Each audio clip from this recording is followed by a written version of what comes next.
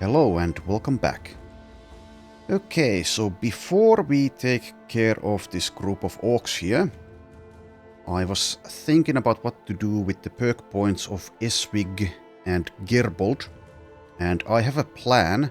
So Gerbold will go with Brace for Impact for some hit point damage mitigation, as well as Formidable Approach, which requires a two-handed melee weapon, which he is using and will be using. Let's go ahead and start with Formidable Approach. Plus 15 melee skill when you move next to an enemy until they damage you or you move away from each other. And also moving next to an enemy that has less maximum hit points than you removes Confident from them. So let's take that. And also I have decided on what to do with Eswig. However, as I don't currently possess a two-handed sword, I will not select a perk here, but the plan currently is to go with Sweeping Strikes as well as Formidable Approach. Both of those require a two-handed melee weapon. Let's not pick anything here yet, as there is a slim chance that I will still change my mind and go with something like Duelist if I end up going with one-handed swords for some reason, like finding a famed one, maybe. Anyways, let's take this fight. I've switched a few armors around so that we are nearly fully intact, armor-wise.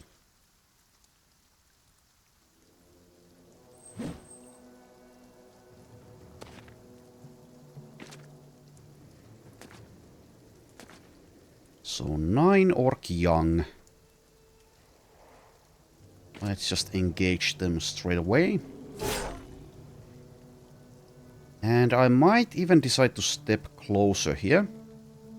Also, one thing I've done is switched a few helmets around to be slightly lighter for those of us who have steel brow. Anyways, so do I step here? I think I will, actually.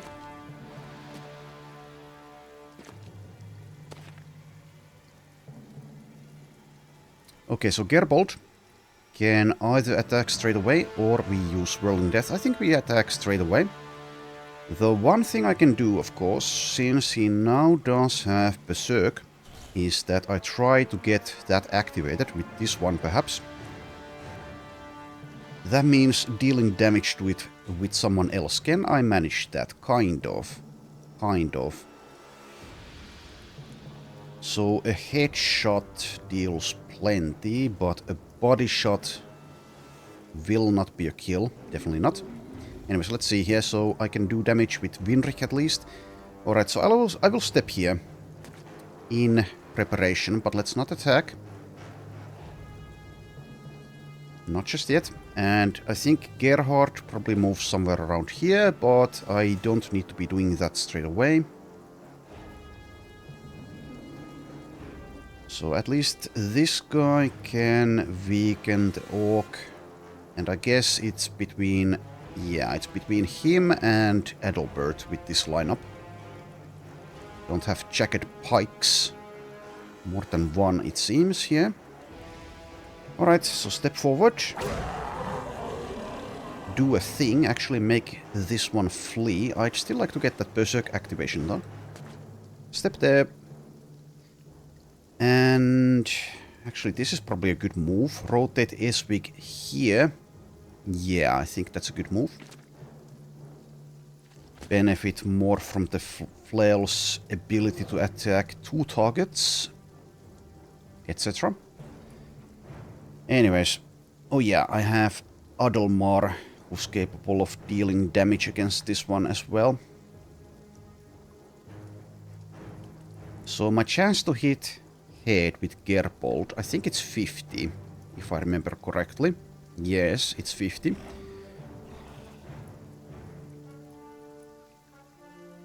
Anyways, I also don't want to waste damage on it, so I guess if we don't get the Berserk activation, then so be it. However, if I do get it, I can also use Adrenaline, which is immensely helpful here in this fight. I think Adelmar doesn't weaken this one. We rely on Winrick. Then again, can this actually... Yeah. If it hits the head, that's actually a kill. And the target is already fleeing. Maybe I should instead go for one of these. It seems my plans are changing. Also, I should take a look at this take aim ability again. Crossbow attacks will never hit the cover and cannot go astray.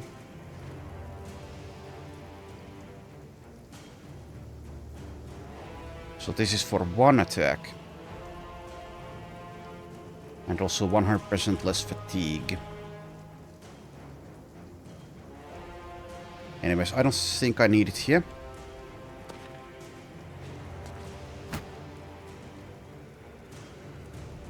Alrighty. And then, because of this obstacle, I guess Hartwig engages here and Erwin engages there. And Randolph is a bit weirdly positioned, but we have the rotation and the battle lines will be shifting here. Anyways, like I said, I have abandoned my plan. Okay, so if that had hit, that was a headshot. If that had hit this one, then that would have been a kill. Anyways, maybe I'm putting too much effort in this fight, but they, despite being orc young, they can still deal damage. Also double check, Ludger does not have Berserk and never will. Do that and passing step there. Okay, so instead of this one, let's attack this one, I think. And we did still hit it. Actually, maybe I should have gone for the kill there. Oh well. Oh well. Lots of second guessing I'm doing.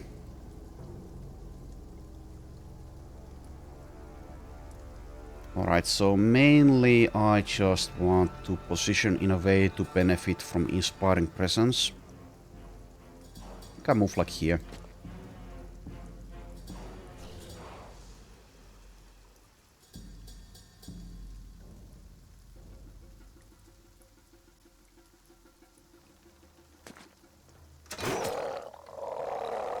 Alright, one down. Not necessarily the best target though, but I suppose that was the... well, I guess it was the best target. Not like the optimal target, but the best one available.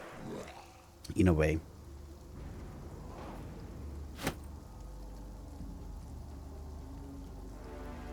Alright, so do you have more initiative than Orc Young do? It seems for the most part you do. Or actually fully.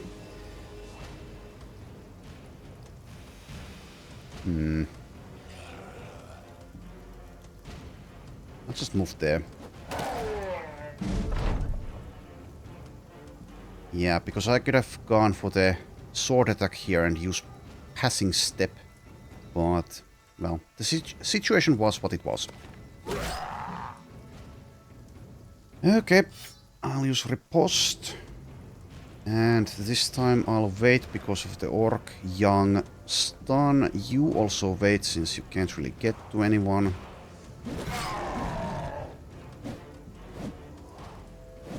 And of course they also have those maces, so... definitely possible to get stunned one way or another. Like so. Why the hell did this one decide to do that? Slightly weird. Anyways, doesn't matter.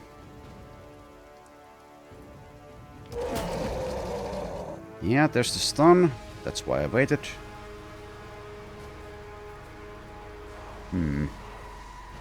Just make some room.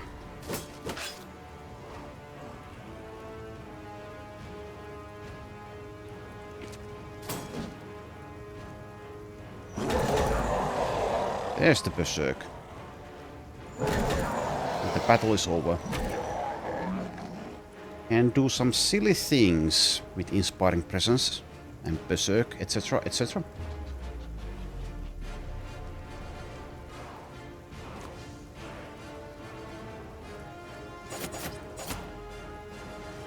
Stab, stab, stab.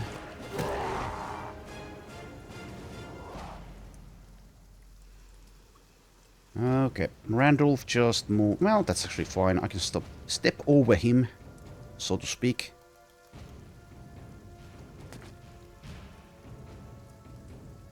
So I'll go for, I guess, a disarm here. That's kind of a waste to attack that here. A little bit. I'll still do it though.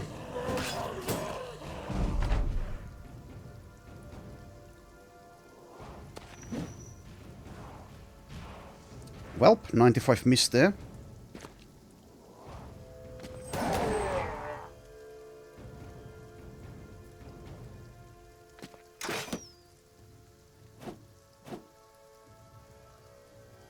Also, funnily enough, the Orc Punch icon there is different.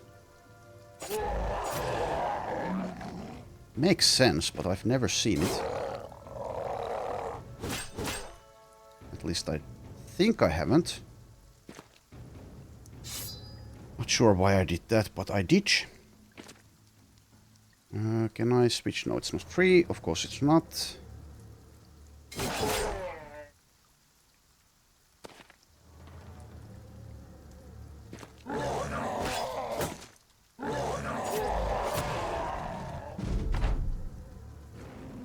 Alright.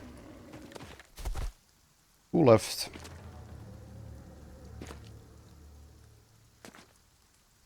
Could have moved further there.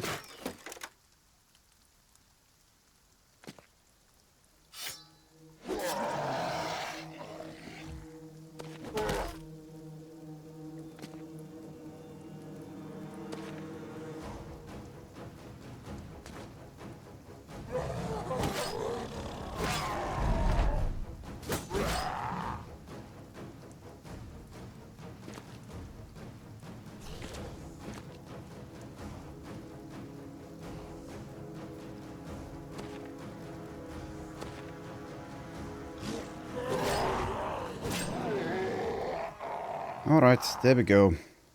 So Hilmar gets a level.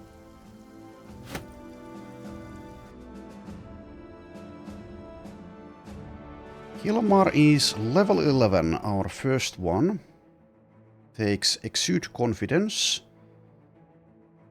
He is determined, so that should work very well. At the start of your turn, if you have at least steady morale, improve the morale state of adjacent allies by 1, as long as their morale state is lower than yours. Alright, so Hilmar is essentially complete. Takes +3 melee skill, takes hit points and takes fatigue. He has a lot of fatigue. Okay, there we go. So I believe I was going to Hornwold. Let's continue that journey. And I see barbarians. So they have reavers, but of course I will be taking this fight. Okay, so one armor is damaged. But it seems that's the only switch I need to be making here. So let's see. Give you this, I guess. Make a switch. And I believe I'll go with the same lineup. So I could have Raymond in instead of someone. Like maybe Adelmar. Then again, I want to level Adelmar.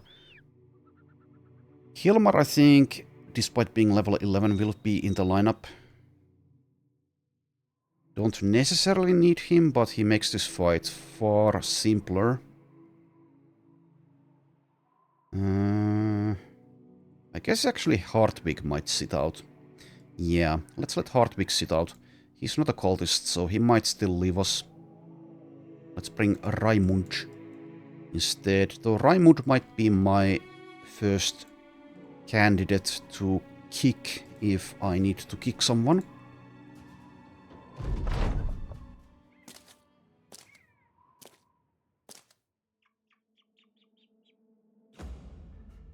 Okay, so it seems like one dangerous weapon and a couple slightly less dangerous ones. Anyways, what the hell do I do with you, Ludger? I think I'll move somewhere here, maybe. Though that position does lose the dodge benefit mostly. If I move next to this one, then I can be attacked by the Reaver. Getting attacked once, not that bad though. I guess that's acceptable as an exchange to keep the initiative instead of waiting. Though if I wait, I guess I can potentially attack this guy or this one as they come closer. Okay, I convinced myself. Let's wait. Let us wait. You use that and step here.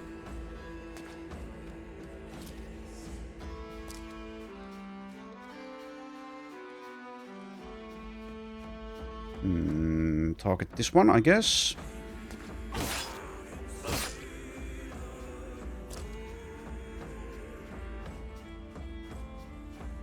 Alright, so if I do a rotation and get a kill... It's a 5 AP weapon as well. So I think I should rotate Esvig.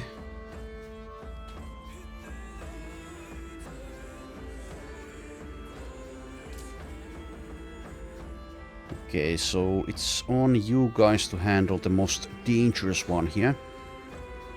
Getting hit once won't kill, but it's going to hurt a lot. So do a rotation here. And step on over there. Target this one. Switch weapon and miss. And do nothing else. You wait.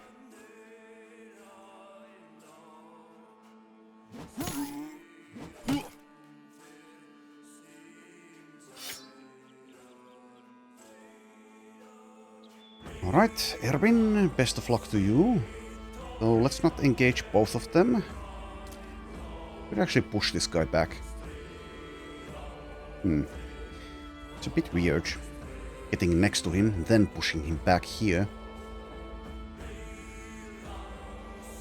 I'll do it though. Step back, sir.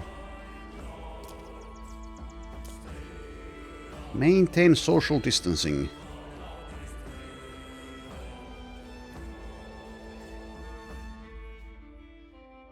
Okay.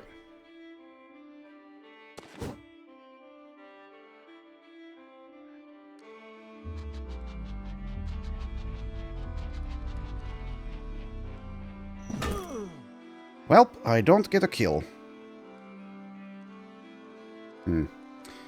That's slightly annoying. I guess I do use that. Despite me, I guess, immediately doing this. I can step there and attack. So this guy acts before Gerbold, right? Yes.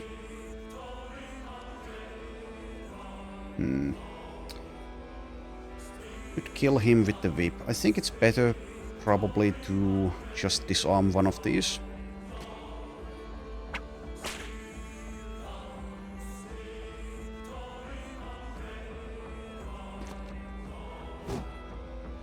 I'll step back actually.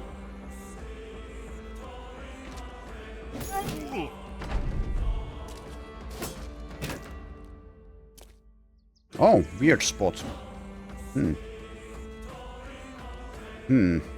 That does actually prevent my plan, which was to get a Berserk activation.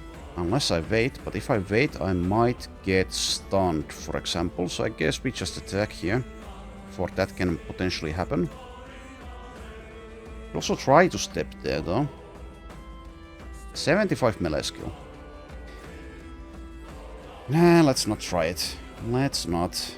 So, I don't know. Should I try to get that Berserk? And also the whirling... no, flail spinner. Flail spinner damage. I have no idea. I think I'm still going to wait though. Because of the stun possibility.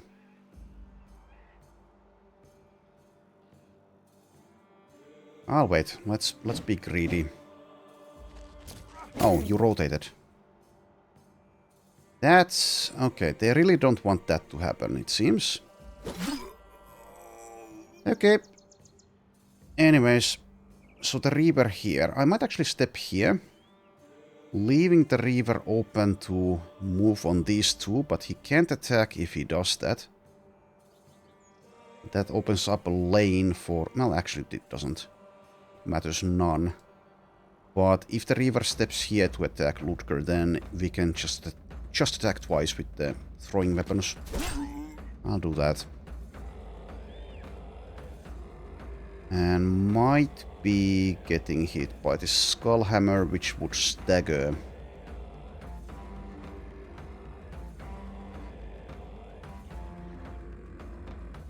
Also, stagger is not a keyword here. I think it should be, but it's not. Anyways.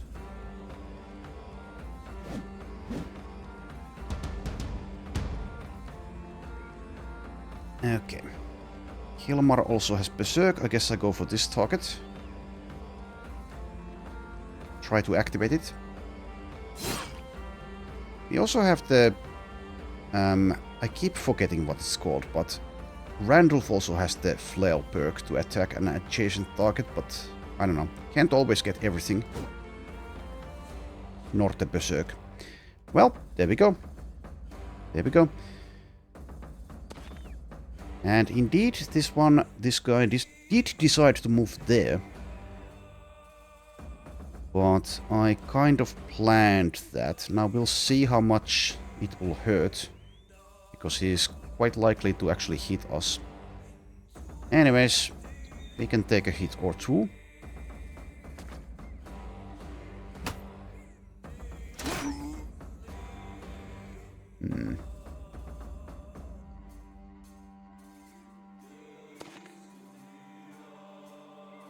Okay, I'll try to rotate Gerbold here. That was a success. Let's wait there. See if I can damage the armor with someone else first. And I guess that's Gerhard. Gerhard is the armor damage candidate. Does get a headshot there. I could go for the repel, if I'd really like. Not sure if it even helps, but it's an option. Alright, nice hit. Have to switch weapons, because the heavy throwing weapons are 5 AP to use in Hardened.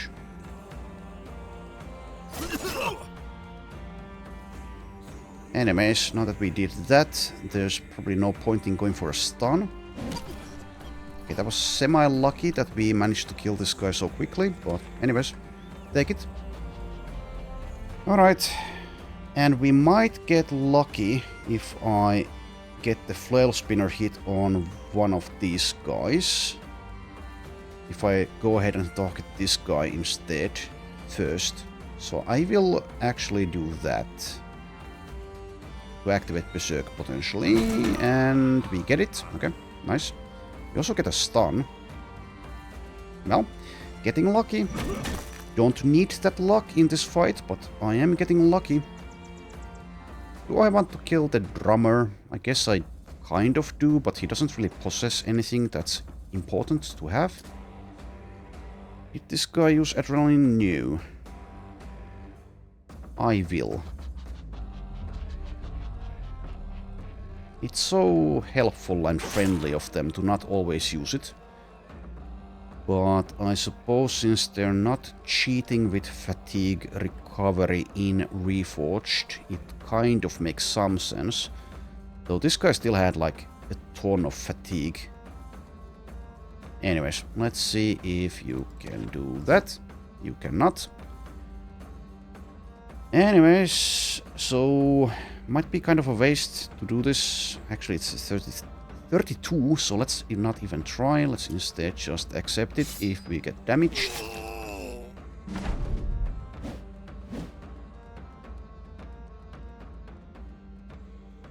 Oh, you're back. Okay, should have realized that, I guess, but now you're dead. And now I can do that. And I suppose the drummer will be leaving here. Leaving here, if I can speak. That's fine, though.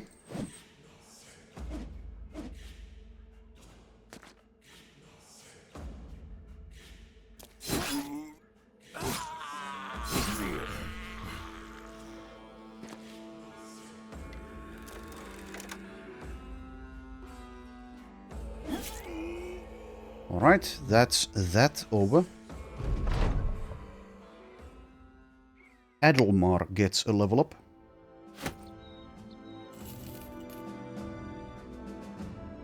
Now level 7 picks up Nimble. +5 ranged, +4 fatigue, and I guess he takes initiative out of these options here, because he might take Iron Sights, which is +1% chance to hit the head for every 3 initiative you have. And also the other options don't really matter that much. Some more hit points perhaps unnecessary at this point. Though the time might come where having 4 more hit points will make a difference. Anyways, I'll take the +5 initiative roll there. Okay. And did I loot something that's of any note? It seems I did not, so didn't get the two-handed hammer. Okay. Also, the inventory, it seems, is, yeah, it's filling up. There's still room, but I might want to visit Lugnistead pretty soon here. Anyways, let's take a look at the recruits here. Okay, no cultists. Currently, I'm not going to get anyone who's not a cultist, because the sacrifice event is closing in. Let's get these cheap tools. Sadly, only 1 stack, though. There's an affordable falcon here. I'm debating whether to get that. I will get some grains, at least. So, in some situations, the falcon will be quite useful. 800 is still a lot of money, though. I think I'll leave it here. Anyways, go to Lugnistead now, or do I visit these 2 settlements first? Let's also take a look at the selling price here. Though I'm going to a city soon, so maybe I should sell there. Okay, 14 is not fantastic. Okay, let's go to Gunheim. Maybe I can also build up some relations with Thunderstead. Maybe they have ambushed trade routes, so I can make another selling hub there. I mean, of course I can. It's just, it's very far from everywhere else, so I've been using Lugnistead instead. I see some Frost Unholds who are running away. Do I possibly want to take them on? I don't have anyone with Indom.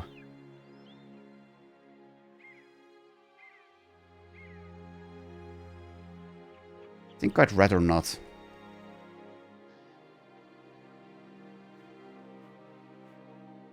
I don't think the possible casualties are necessarily worth that. We have a hunt down what terrorizes contract here. There is a cultist as well. Let's see if he's any good.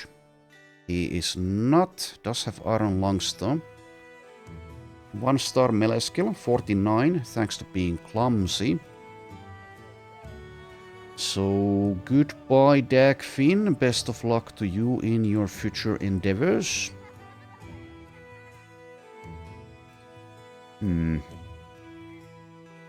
Still wondering, should I take this fight? But yeah, like I said, I don't think it's worth it. There's only a couple of them, but still. They'll throw us around, they'll potentially kill some of us, so what's the point here? We are pretty high level though. Can't net them, as this is Reforged. There's only 2, then of course that's far easier than 3. So I could take a look if it's only 2.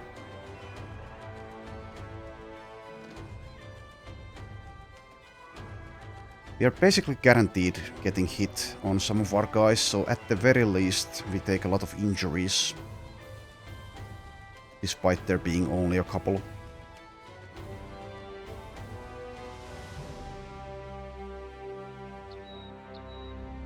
The nimble ones are relatively safe.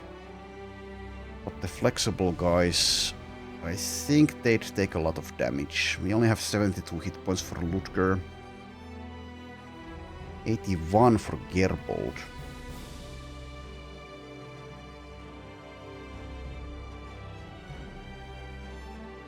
Nah, I'll be cowardly. I will leave them be.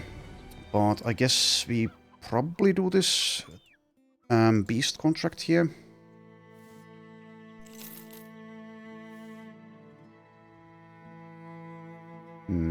I'll first visit Thunderstead. Let's see about that place first.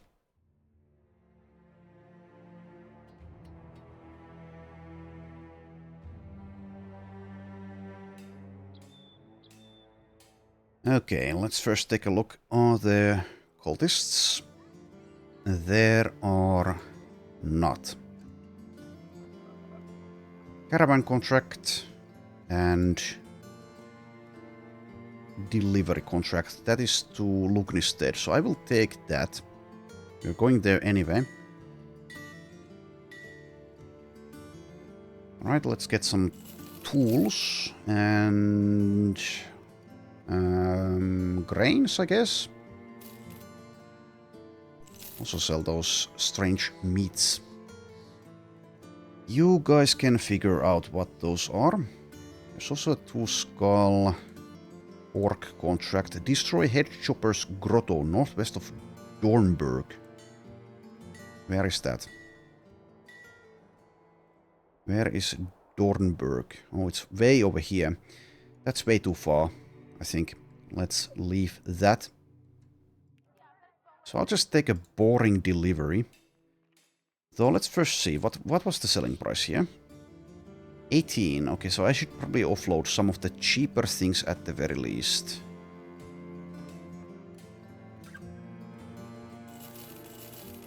Let's do that. Try to find more things along the way, of course.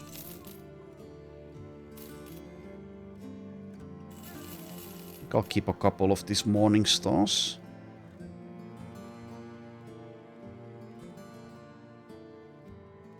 These cudgels deal a lot more damage, but they also cost a lot more fatigue to use, so I will get rid of them.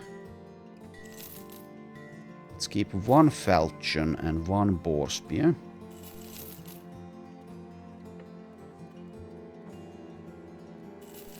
Just get rid of those, get rid of that, get rid of that.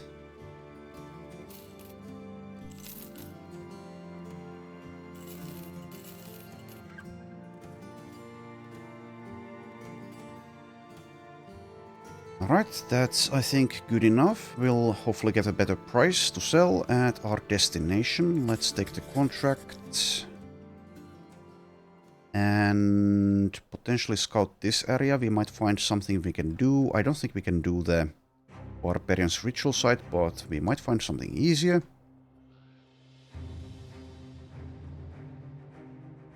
If I could net those unholds, then I would, I think, definitely take the fight, but I can't. So in Legends or Vanilla I would. Unless for some reason at some point it's been changed, but unholds cannot be netted in Reforged, or at least that was the case when I last played. Let's scout here a bit.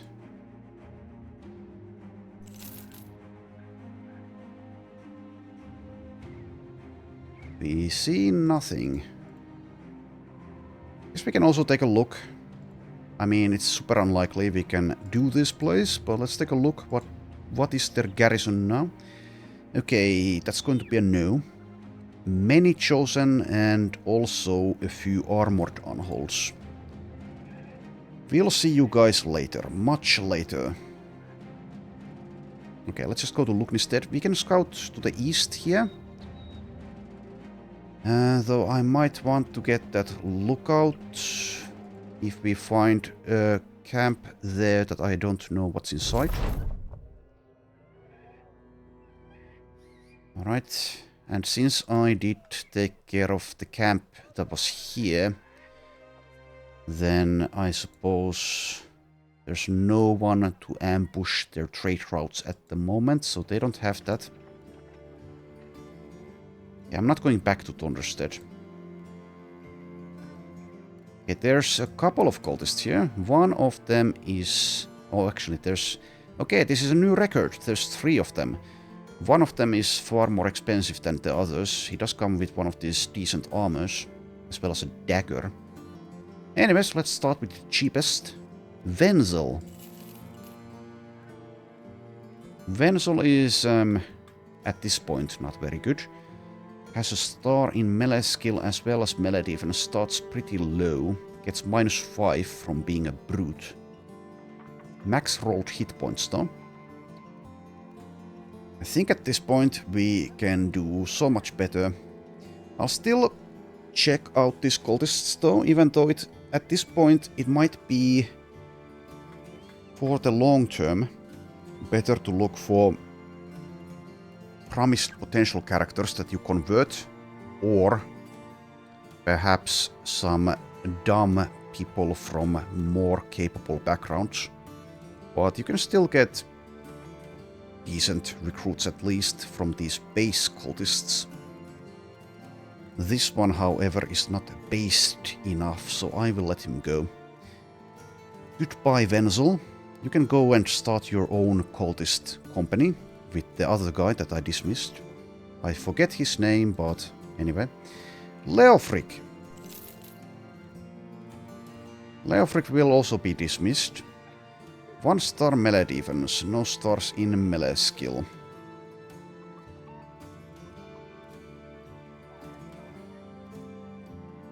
Okay, and for this most expensive one, I guess I'll do a tryout and see if he has something trait-wise, perhaps. Do I care about the traits that much? Superstitiousness, clumsiness, asthmatic. Those might tip the scales, maybe. He has discovered talent. He's also huge and short-sighted. Okay, let's get him. Are you any good? Okay, not really.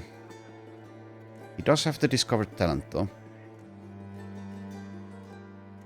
1-star range skill starts at 33, which is nearly the min roll. Nearly min rolled melee skill as well. I don't think the discovered talent is good enough to keep this guy around. Okay, so 3 whiffs there. If I had plenty of casualties at some point, then I suppose it might be a different story, but we can afford to be very picky here.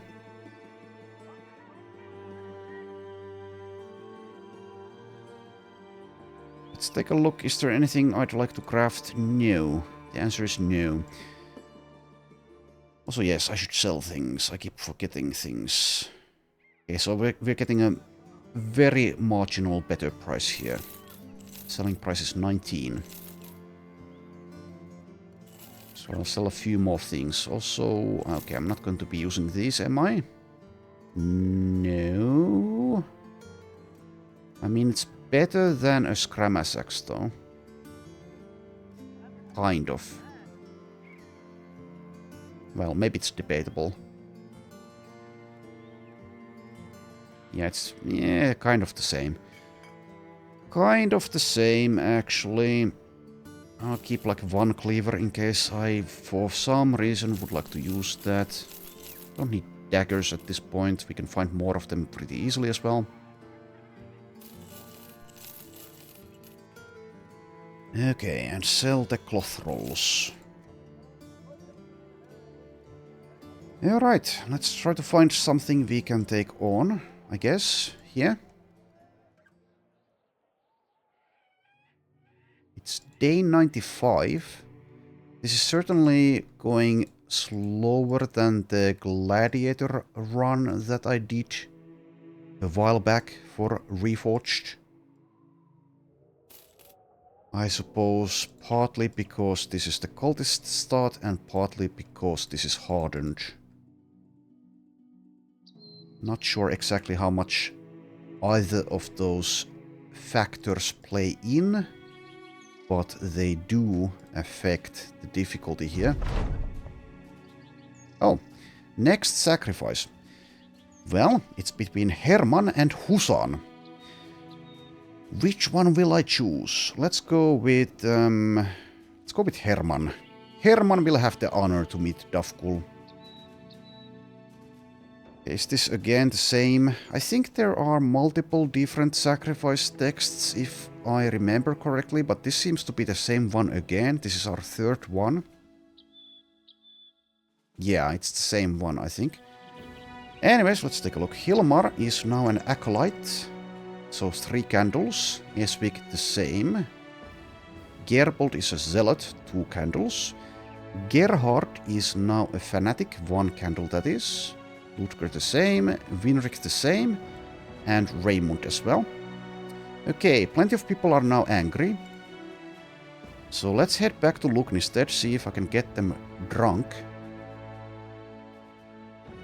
So yeah, we've been leveling plenty of people who might now decide to leave us, of course. Hopefully not Swain, he's level 9. Anyways, back to Lugnistead we go. Also, it is day 96. I should write it down that the sacrifice occurred on day 96. So I will. If I can get ink from this pen here. There we go. So day 96. So it's 20 plus days. I believe exactly 23 that the cooldown is. Someone will leave now, I'm pretty sure. Reinhardt, the convert Paul, leaves the Merriment. A momentary setback. Goodbye, Reinhardt. It was nice knowing you. So I should have his stuff here. Indeed I do. That's nice. Okay, so he had a dog. So who gets a dog? Let's give it to Adelmar here. Will anyone else leave us? I think maybe one person will before I get to the tavern. Yes, and it is Swain. I cannot let something like this happen again. Well, actually, I can. And I probably will, because it might still take me longer to actually craft cocaine. Anyways, Swain, level 9, who had promise potential, is now gone. See ya. Guys, hold out just a little bit longer. We're nearly there. We're nearly at the tavern. It's fine. I'll buy you some drinks. And of course, you guys, if you convert, then you won't be sacrificed. It's fine. You have nothing to worry about. Don't worry, be happy. People are getting euphoric, except for these guys who are unaffected. Okay, there we go. Husan, Helmer, Fahad, disgruntled. Hartwig is still angry. Hartwig, please. He is now drunk, but still angry. God damn it, Hartwig.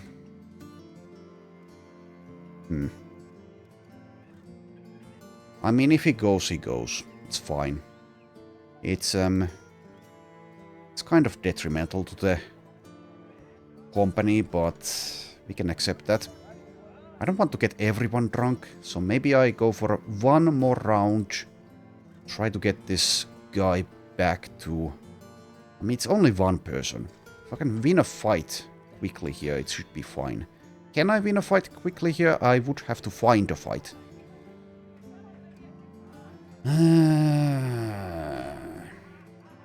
I think I'll just accept it if he goes. If you go, you go. He has 3 stars melee defense. He has some pretty decent tanky perks, but he has horrible hit points and horrible fatigue, so I can't really use Indom, for example. We'll have to find someone else to hold the northern flank in the Black Monolith anyway, so if he goes, he goes. I'm fine with that. You can just leave. If you value your worthless hide that much. I mean, all we did was have a barbecue. Why would you get so angry about that? Come on.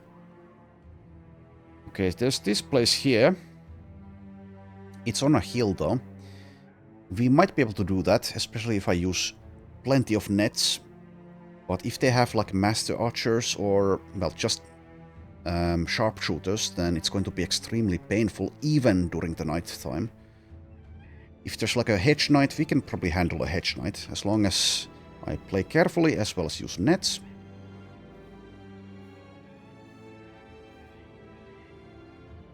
I could also scout this area. We know there's an elite brigand lair, but there's potentially something else as well. Something we can actually take on. Let's go to Hermanshof and see if we can quickly find like a contract to fight. In the meantime, this guy probably leaves, but oh well, too bad. Too bad. At least now we can find more people, replacements. So I'll go once again at a snail's pace. To not get ambushed, hopefully.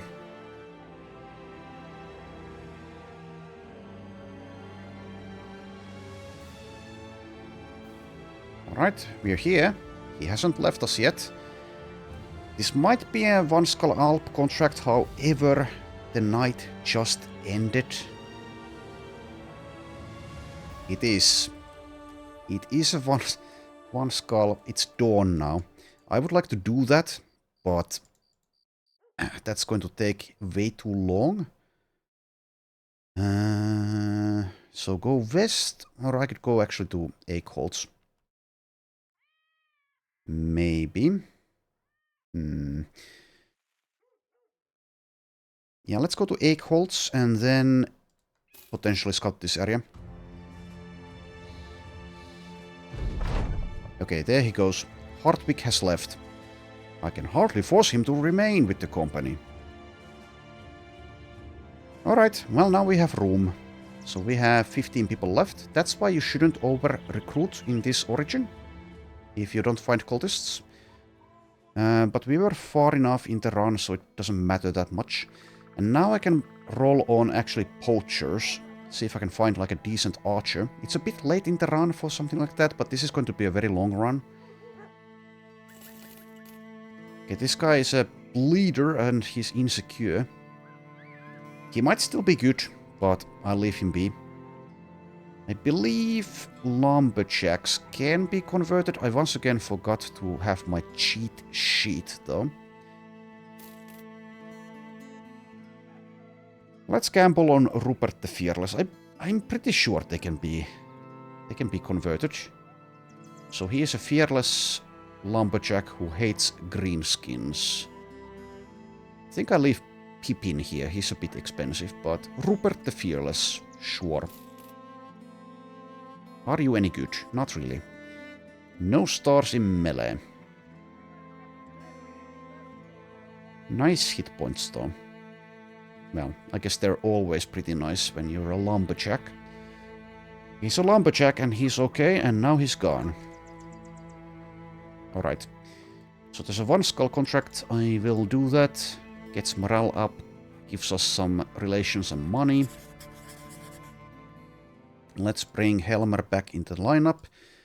We have both of our tactician candidates still with us. Also, actually, should I now switch your shield, now that I have the Sipar shield again? Weight 14, weight 18. It's a far better shield. Well, then again, melee defense is higher on one of these. Let's go with this.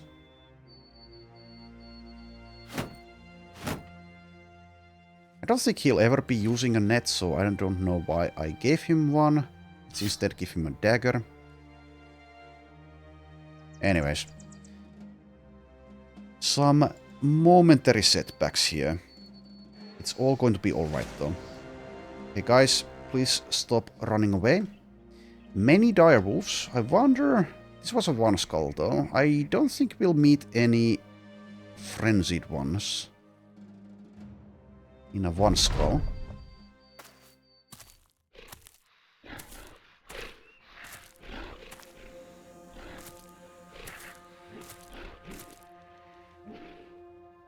Okay. Make use of the high ground, I suppose. Only one of them can engage Ludger there.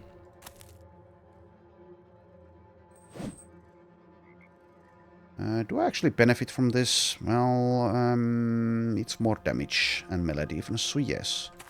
The reach won't matter. Or does it? Actually, it actually does. They have a reach of 3. So it does matter, because the base reach here is also 3. Alright. Just attack from there. You wait. You probably just hold where you are. Yeah, just hold where you are. You go ahead and activate that and move one tile in this direction. You move like there. Helmer, just step back. It's fine. It's going to be fine, I promise.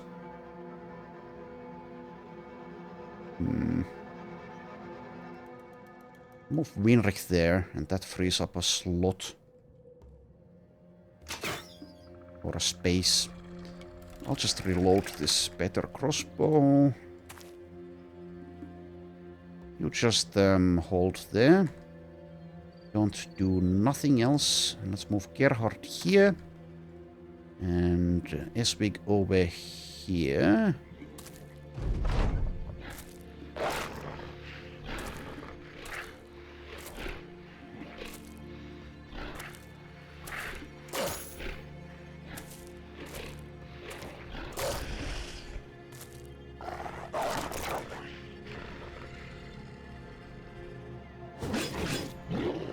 Okay, I could step down. Do I want to step down?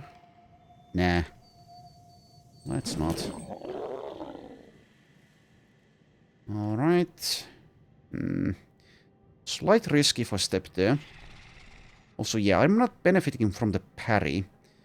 Because that requires for your opponent to have a melee weapon.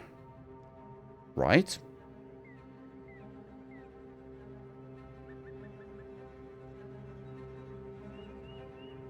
Against weapon attacks, yeah. These don't count as weapon attacks. So stepping here is far more dangerous than it would be against human opponents. It might still be fine, though. I don't know. I'll wait and see about that. Okay.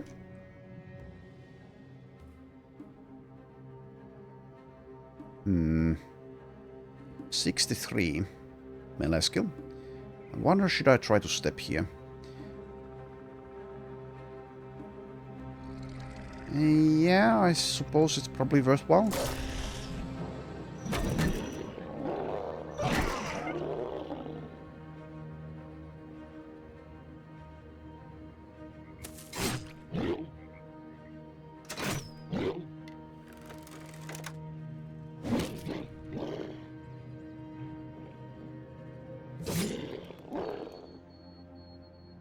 Okay, I'll actually knock back. Do I want to do that? Nah, just do that. Alright, what am I trying to say? I'm trying to say okay, but that came out instead. Anyway, Esvik, just probably hold.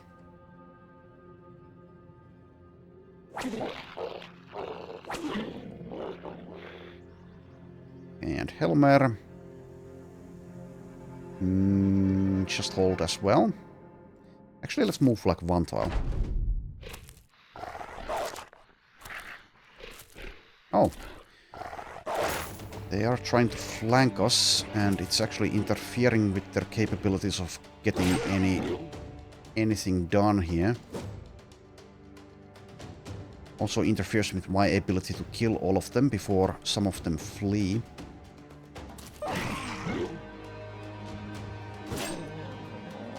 Okay, so 6 left. That means they should still engage. Even with, yeah, 5 left is also enough. I'll just not kill any more of them. This one will try to get away though, and might actually succeed unless I manually do it. So maybe kill this one. That's probably fine. That leaves 4. That means they won't leave.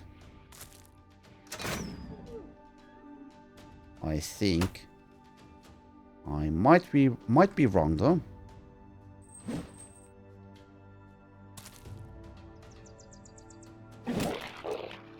We'll see.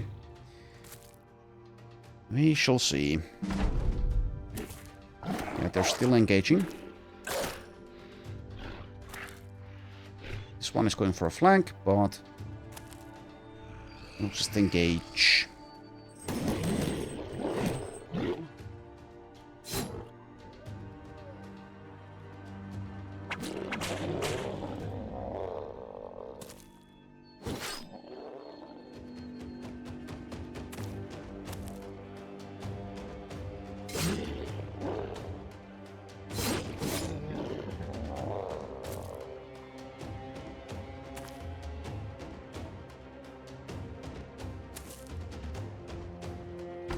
So one more.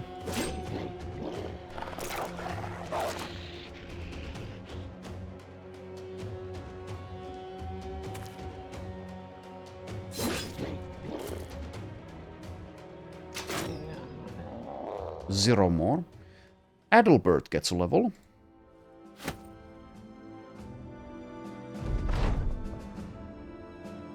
Alright, he is now level 10, so one more level to find out whether he realizes his potential or not. +4 melee skill, +4 hit points. Yes, definitely. He's still at 40 at level 10. And takes +4 range defense. Like I've said previously, he is good enough to stick around even if he doesn't succeed with promised potential. If he does, though, he's going to be very damn good. Yeah, I guess I take Sanguinary here. I don't think I should take like Unstoppable or Combo with this fatigue situation. We'll take those if he succeeds. We'll see. Sanguinary, your attacks that inflict bleeding inflict 5 additional stacks of bleeding. So lots of bleeding.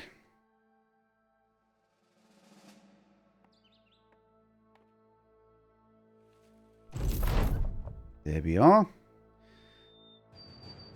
When you step in Adalbert of Eckholt's room, he recoils almost instantly. What in the hells of the gods is in your hand, Sensord? You hold up the nape of a pelt. Black blood ropes out from the neck and splatters the floor. One of the beasts you were looking for. If you need evidence of the rest, I got those waiting outside. The man holds his hand up, staying you. One is sufficient for my belief. Very good work, Sensord. Your pay will be with Helfrich, a councilman you probably passed in the halls. He's got the ugly muck on him, and he'll be carrying the crowns as promised. Man takes another look at the beast, then slowly shakes his head. May the dead and their survivors find peace in the passing of those foul creatures.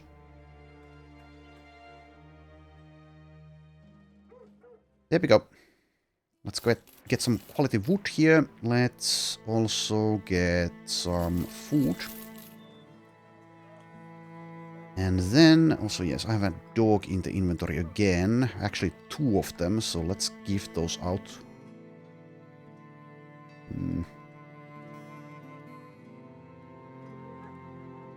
Raimund and Fahad. Have some dogs. Alright, so now, like I said, let's take a look here. There might be something, some place that we can clean out.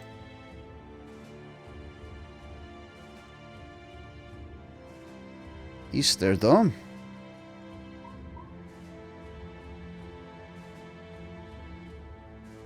Mountains.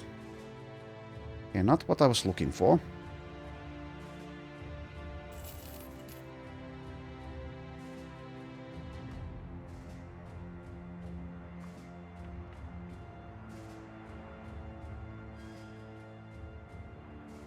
Yeah, I'm not going to be attempting the jagged blades garrison. There's this place here.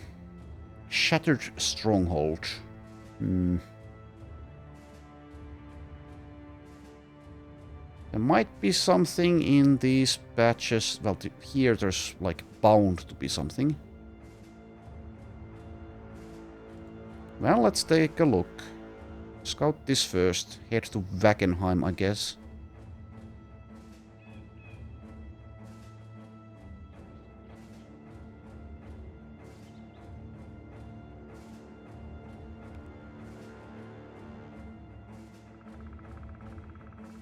Okay, nothing here it seems.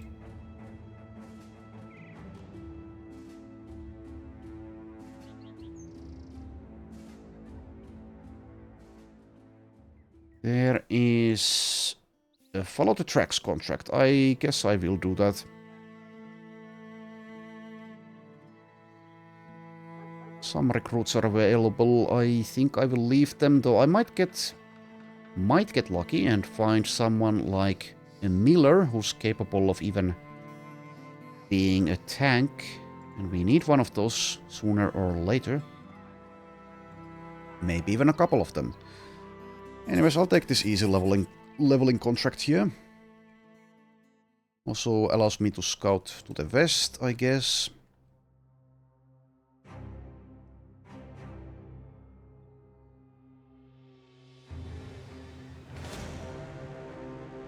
Okay. For this one, I maybe should leave Hilmar out, but then again, the only other person in the company who would take part is Fahad, who's level 2. Well, anyways, so I have 2 of these tactician guys. I think I only need 1, so probably let the other one go at some point. Let's just let's keep Hilmar in the lineup here. Also put Adalbert into the front line. Do a little bit of a rearrangement here. Something like that, perhaps. So, do I want to fight in the forest? They don't have any ranged, so I guess it favors us. Oh, they have a necromancer. Well, this is still like pretty easy, probably. Anyways, I could opt to fight during the daytime instead. That's a bit better for us. So I will. And also, if it's now, actually the forest doesn't favor us since they have the necromancer. So instead, let's fight on the plains.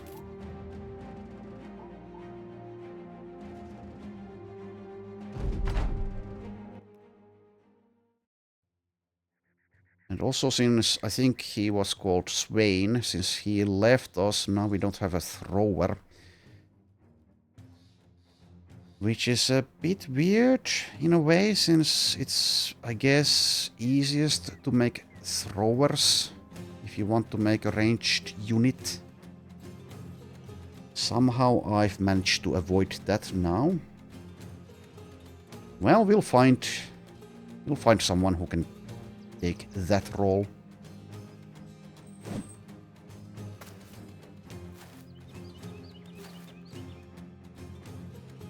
Probably. You don't need those though.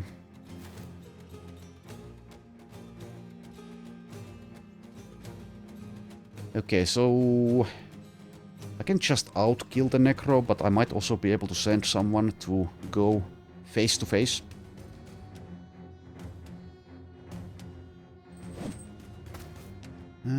Do I use this?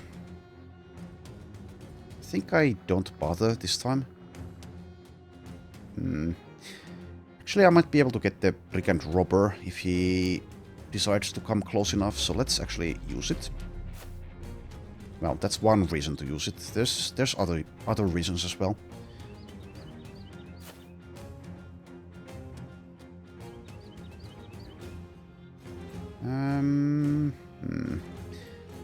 Now that there's positioned like this, I wonder.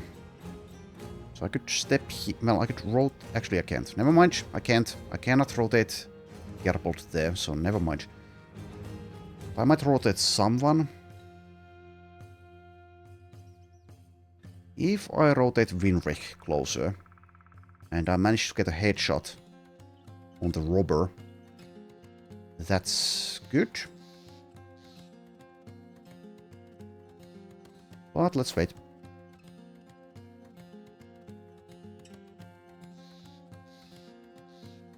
Step one tile closer and wait.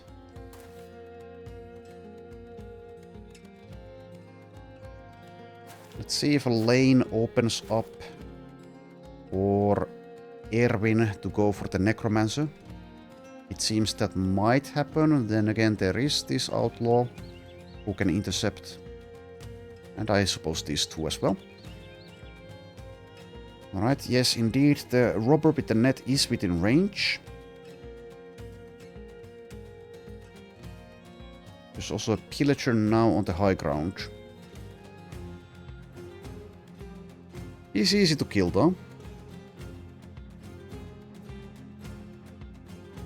Anyways, I think this means I don't do a rotation. I could, however, rotate Gerbold here, so he can step there. Maybe I will. I don't know.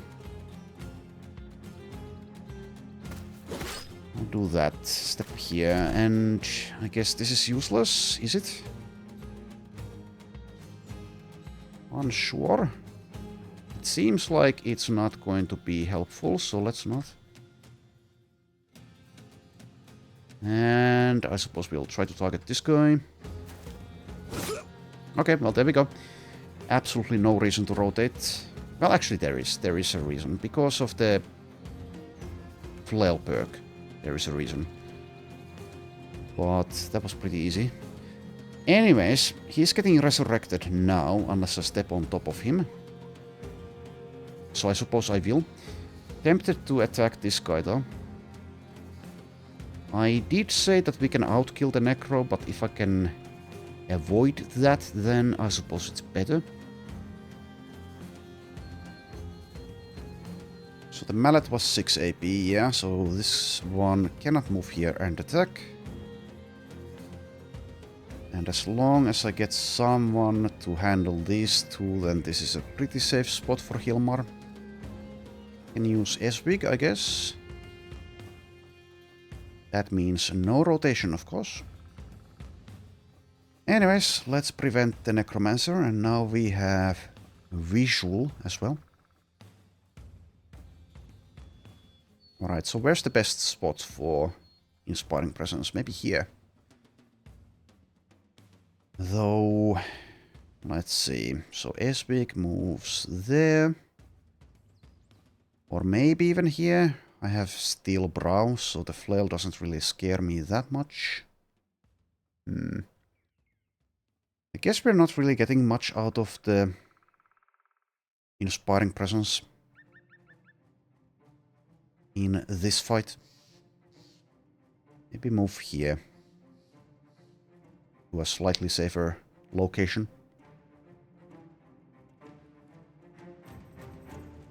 Melee defense of 10.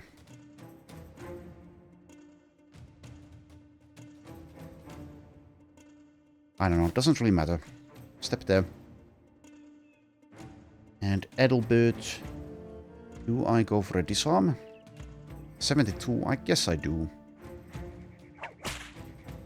Do that and also step like there. Should be pretty safe despite 44 hit points when you have the parry. As well as nimble, as well as 9 lives. Let's see if I can hurt this guy to get a berserk activation potentially. So that's enough, I think. So Helmer, unless maybe a body shot isn't enough.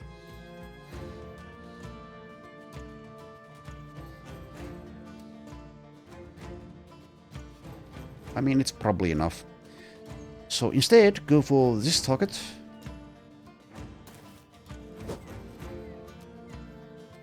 And Esbik, as we discussed, move in. A little more.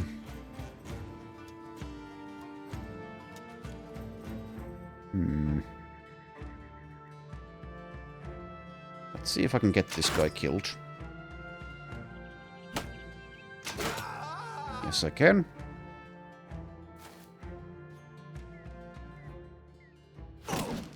Okay. And I think I will send Erwin on the flank.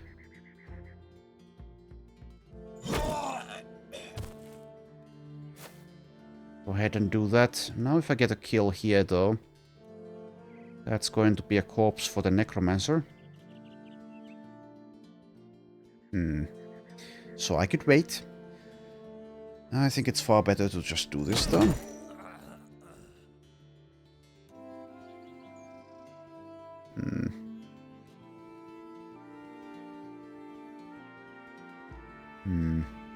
Probably do nothing else. So now there's a corpse, but oh well. Okay, if this guy dies too quickly, then I can be attacked by the outlaw here. So I'll step next to him and not attack. One thing I could do also is engage here, which means Erwin is free to move on the Necro.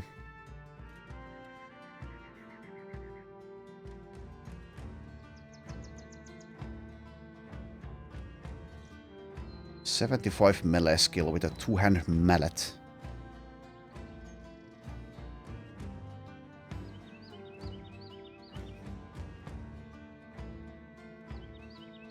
I don't know, I'll just do this. Wait there. You do that and nothing else.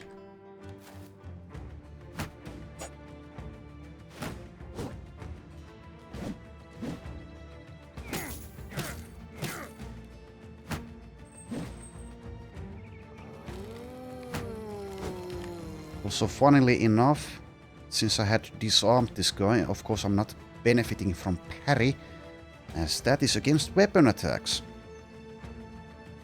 So, I think Adalbert got quite fatigued by getting hit there. Punched by the robber. Anyways, now we have a zombie. Only one though. I think at this point it's like, whatever if I create corpses.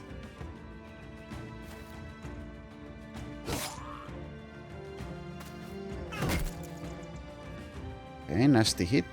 47 chance, actually. Okay, sure. Erwin is still fine, thanks to being nimble.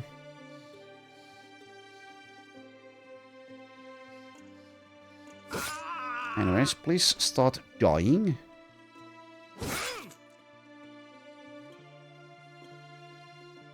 Probably hold there.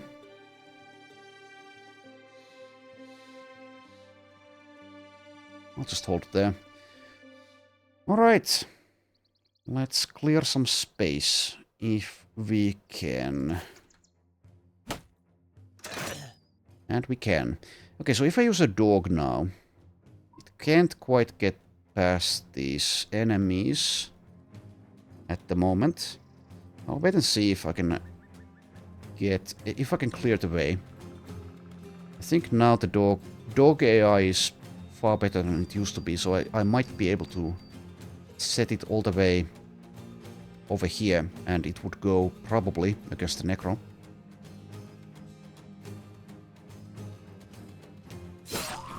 Anyways, do that.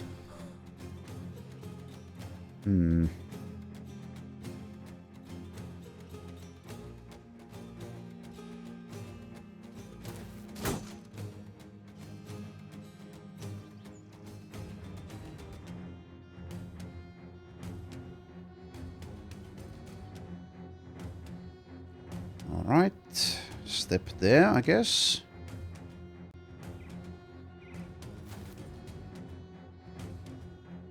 Let's tag team this bozo here.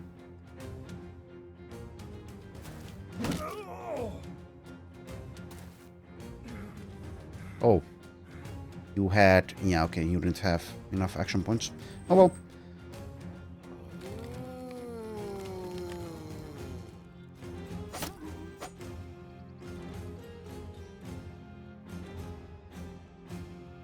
Okay, let's see what the dog does. It is going around. Well done, dog. Let's also use this dog. Good work.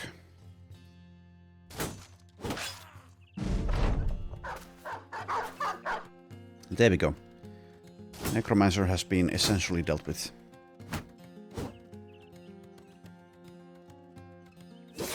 And now this fight is basically autopilotable.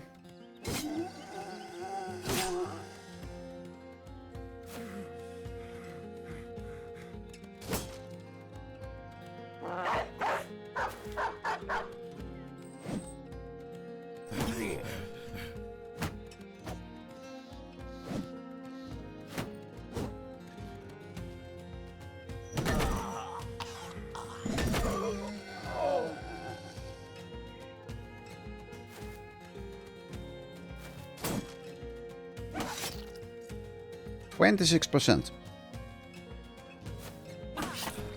Leave my dog alone. You SOB.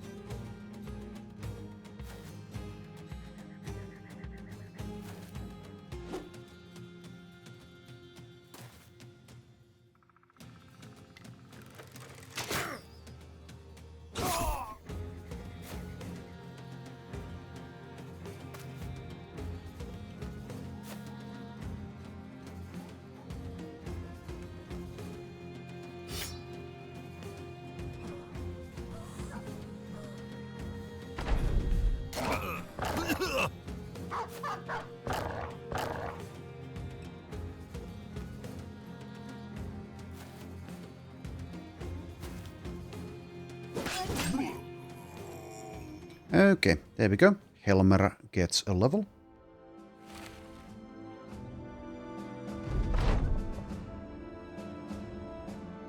Level 5 picks up Onslaught, I think. Yeah.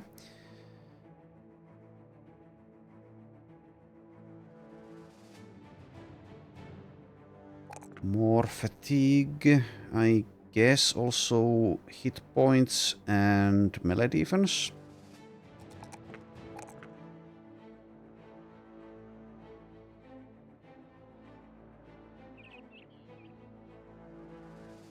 Actually, let's scout this area while we're here.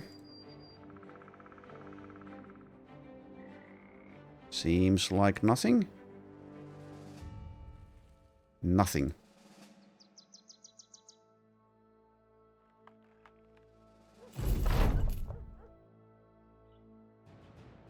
There we go. I'll buy a few things, I guess. Bread, for example. Actually, let's sell that and let's get all of that food. Alright, let's scout this one. This fog of war.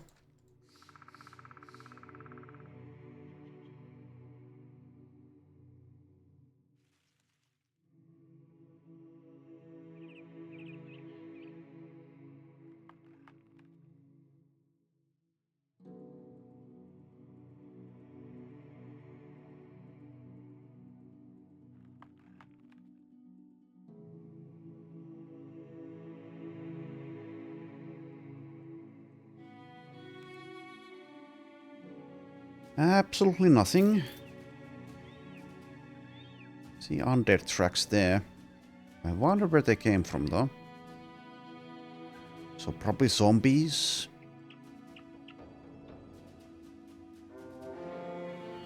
Oh, what the hell? Okay. Sure. Okay, so this is a tougher necromancer lair. I think we can do that though.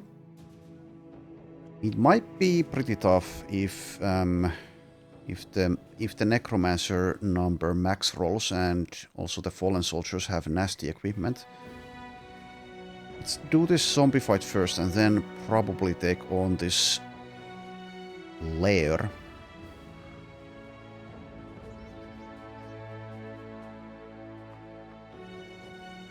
Right.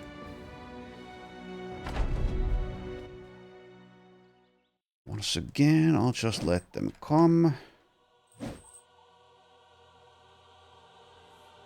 Activate the whirling deaths, I guess, though.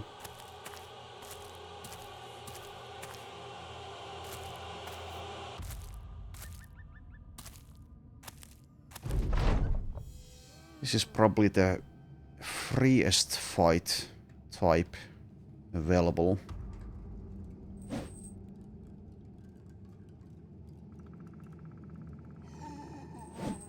At this point.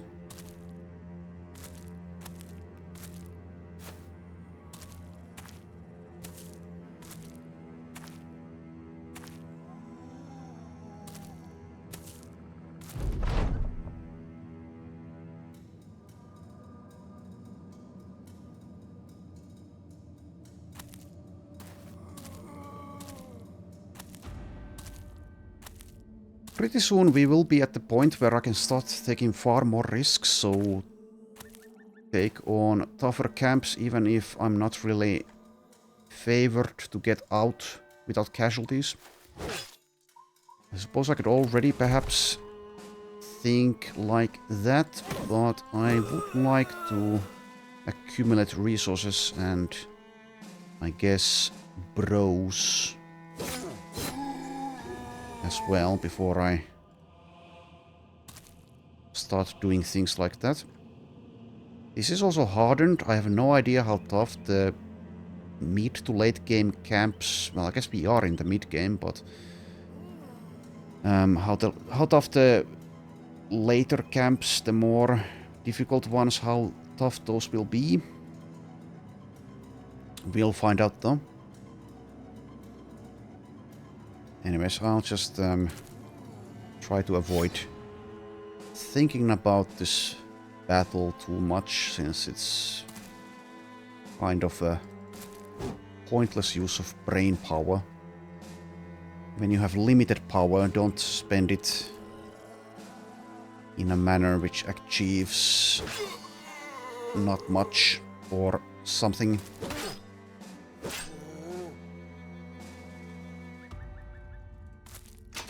Let's try to save the brain for the next fight, which will actually be somewhat demanding, potentially.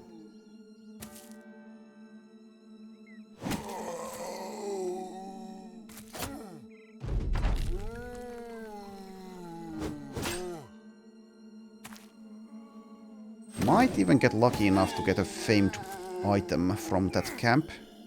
We haven't gotten one yet.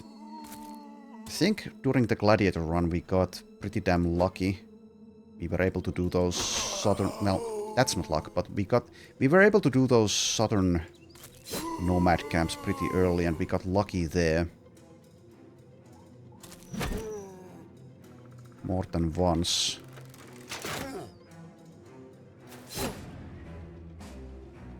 I still remember the two-handed flail that we got. With enhanced damage as well as -3 fatigue cost. Was a very nice one.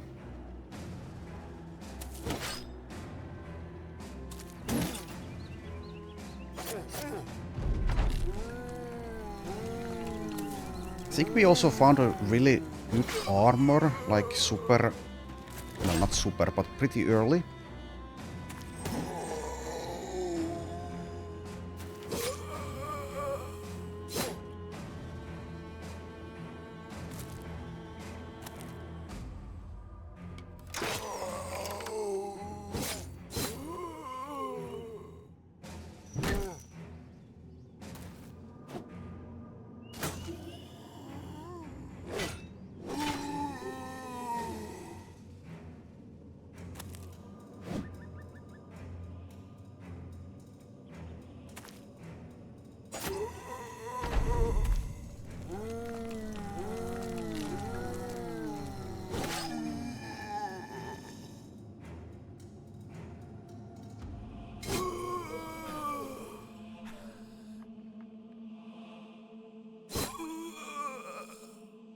Alright, 3 more zombies.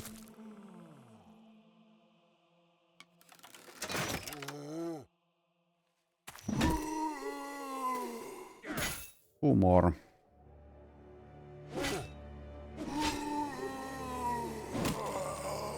There we go.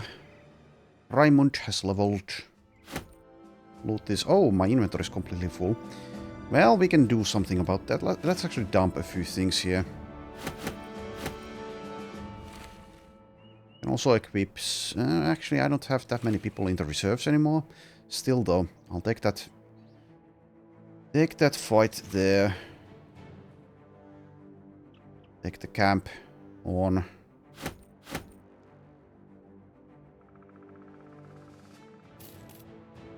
But yeah, let's see. Can I can give you like an armor and a helmet, so you'll be carrying something. Okay, that feels like a waste that you're using that though, so let's use those. And also this is better than that, so use that. 110. Nimble. So yeah, let's do the level. So Raimund, level 5. Max rolls melee skill as well as melee defense. And then I'm a bit torn between the range defense and the hit points. So he doesn't have anticipation, but he does have parry. If he had both, I would definitely choose range defense here. I think this time I will take hit points though, since he's so low.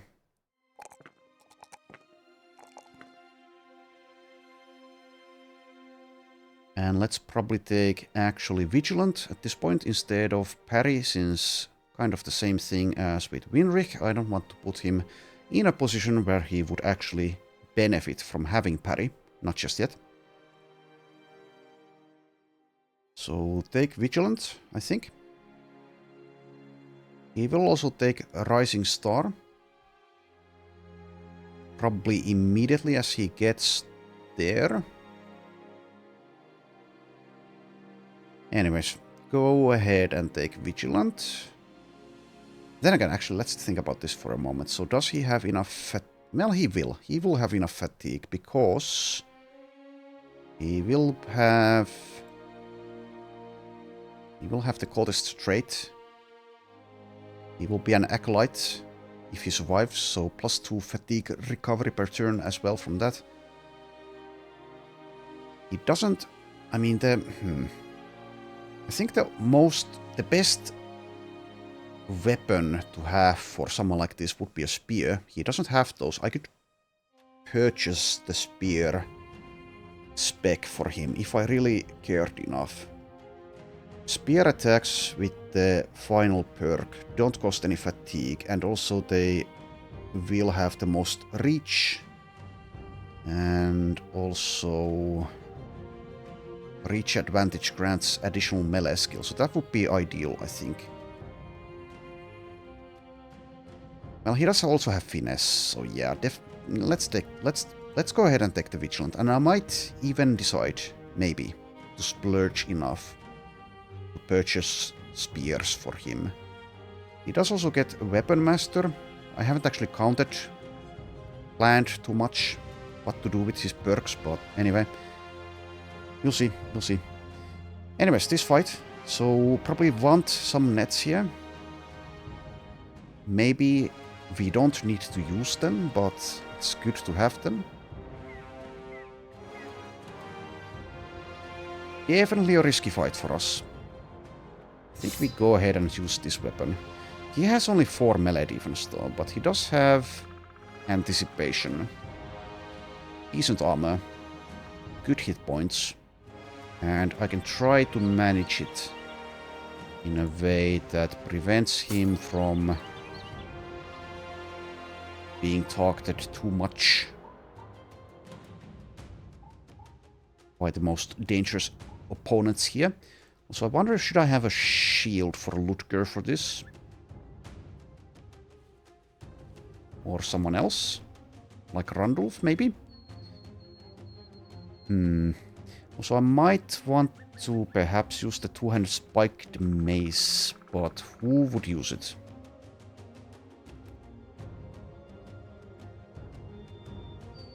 Maybe actually a Raimund. So put him in the front line and do kind of the same thing as with Winric. I can spread my line a lot since they don't have any ghasts. I think I need the heavy damage, so 66 melee skill is not the best, but it's against low melee defense opponents.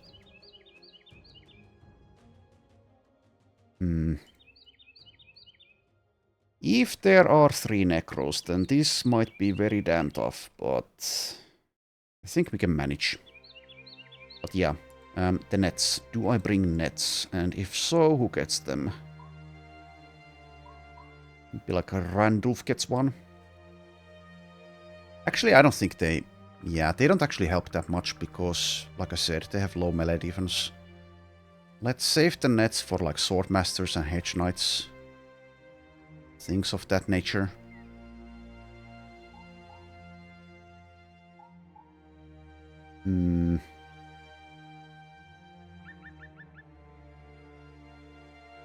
Also, yeah, I have the Onslaught ability now, so that helps a bit. Melee skill initiative and 1 use of Line Breaker for 2 rounds.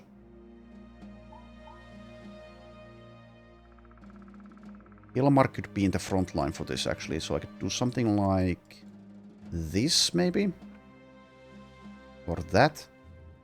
How about that? Okay, let's see. It's in a forest. It's going to take a lot of effort to reach the necromancers. 17 opponents. I suppose I prefer these fallen soldiers having one-handed weapons. Though if they did have two-handed versions, then those would be nice upgrades. I guess we do want to get closer. Yeah, we definitely do. We have 1 crossbow. And then we have perhaps Ludger's passing step capabilities of reaching the necromancers, as well as Erwin. If there's only 2 necros, I can, I think, also outkill them. 3 is a bit iffy though. Let's start moving. Okay, I see 1 necromancer.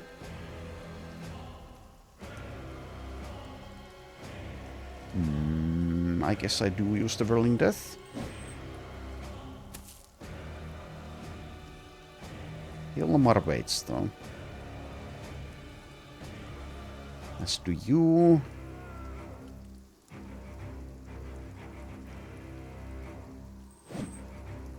You don't wait though. Okay, one more necro, so it seems like there's two of them.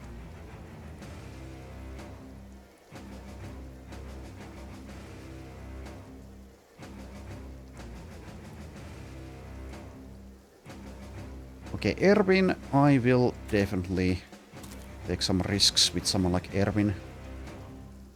If he dies, he dies.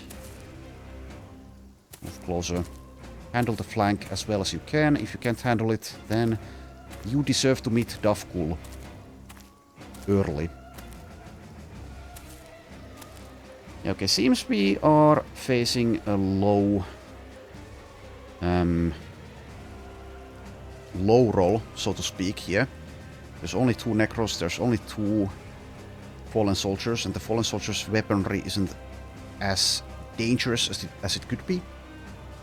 So that's far more manageable for us.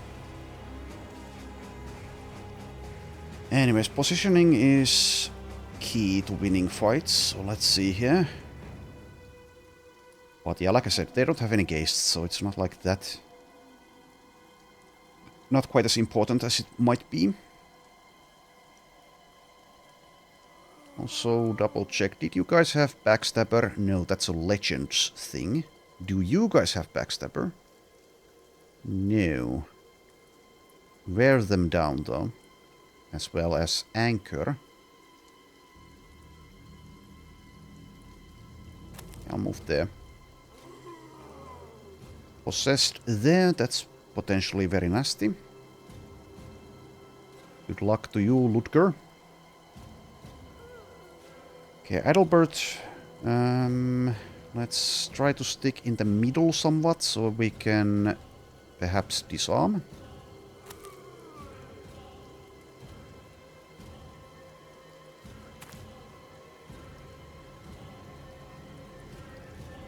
Yeah, I'll use the onslaught next round, I believe.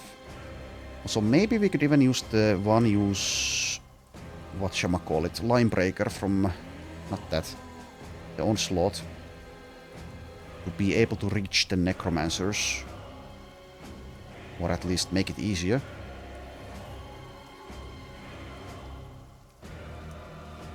Anyways, that has a range. Within 4 tiles of there. Okay. I suppose I do want to rotate Gerbold because he cannot move here and attack since the terrain is a forest terrain.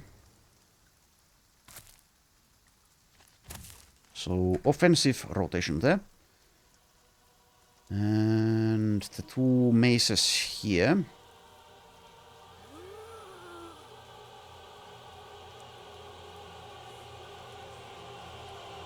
Having a good archer for this fight would be damn nice. I don't think the crossbow can do the same. The range is just so limited, among other things.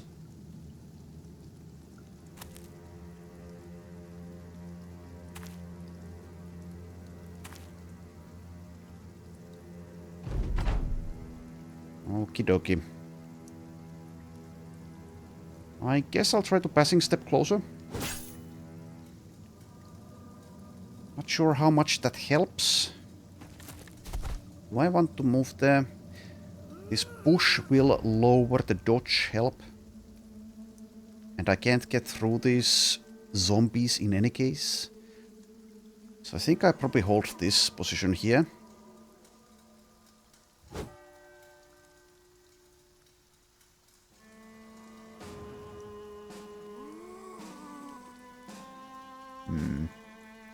We'll just move here and reactivate the Whirling Death.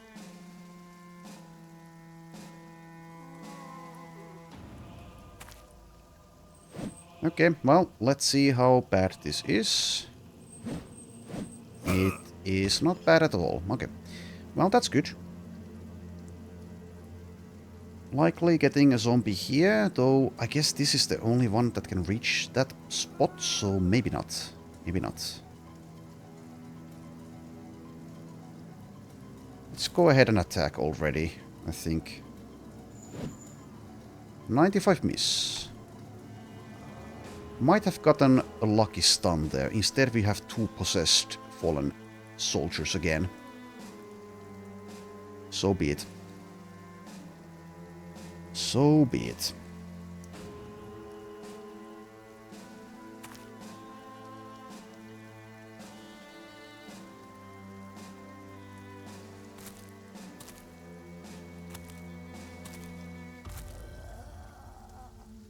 Alright, now let's use the onslaught. I don't think it used to have this sound effect. Well, now it does. Engaged on the flank here, but I should be able to walk around this guy, probably. Try to get to the necro. If there had been 3 necromancers, I wonder... would there have been a chance that this would be a wipe? Maybe. Depending on the rolls. Does this increase the range of the crossbow? Firearm attacks have +1 maximum range.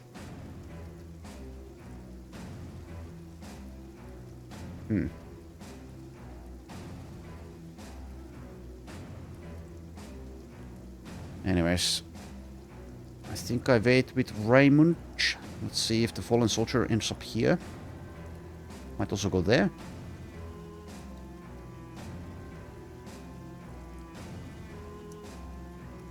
Though, if I use Linebreaker now, that moves this zombie here to block the fallen soldier. Is that a good thing?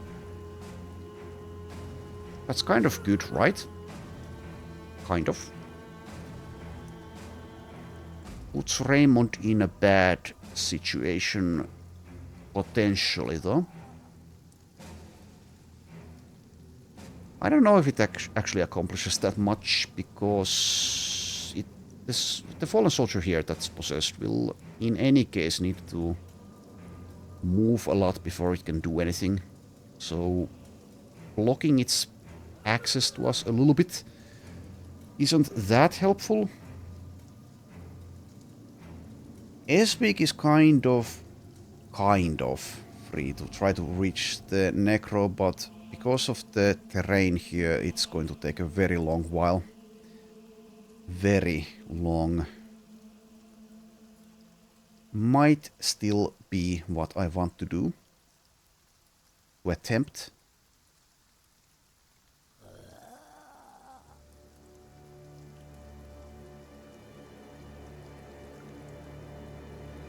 Okay, I'll start moving. Never mind. I'm not moving. Completely out of fatigue as well. Alright, well that's that plan down the gutter.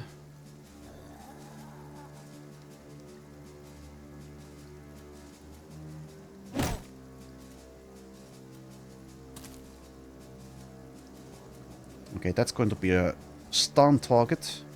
So good luck for that. Though if I manage to disarm it, then I guess not. Disarm successful, okay. Alright. Let's start culling the field. Stupid headshot though. So I'll take another look at the Inspiring Presence perk.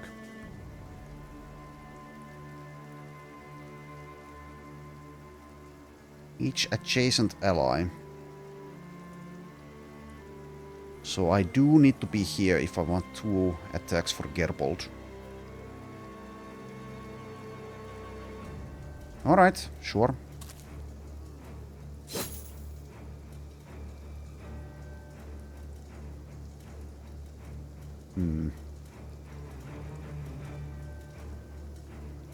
Suppose I'll try to save the skill to activate Berserk for Hilmar.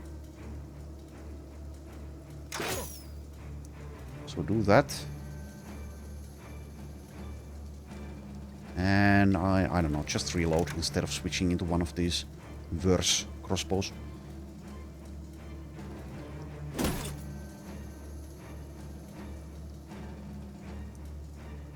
Okay, so the question is, with Espik, do I go for the flanking maneuver, which is going to take a while?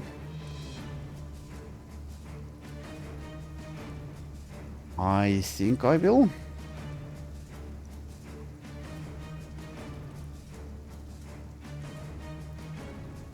So the fallen soldiers don't have the weapon perks, which is a minor consideration.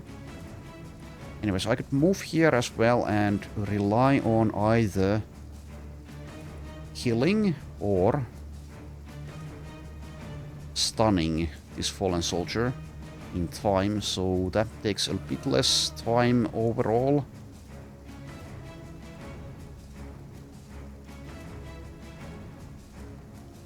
Yeah, I'll do that.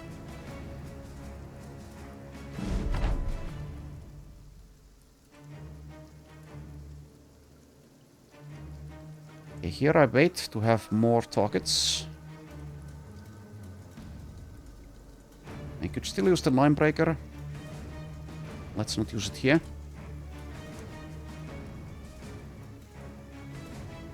Can I step away? Potentially, yes.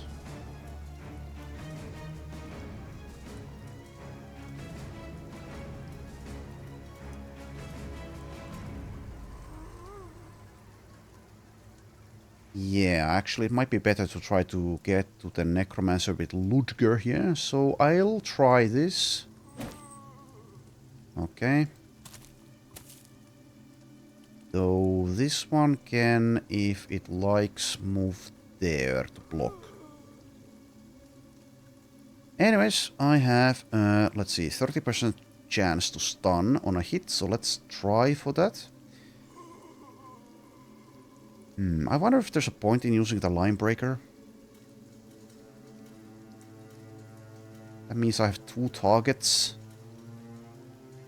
Nah, it's better to go for the two stun chances, and I do get the lucky stun immediately. It is wears off now, so maybe I move and reactivate it instead of attacking again. I will do so.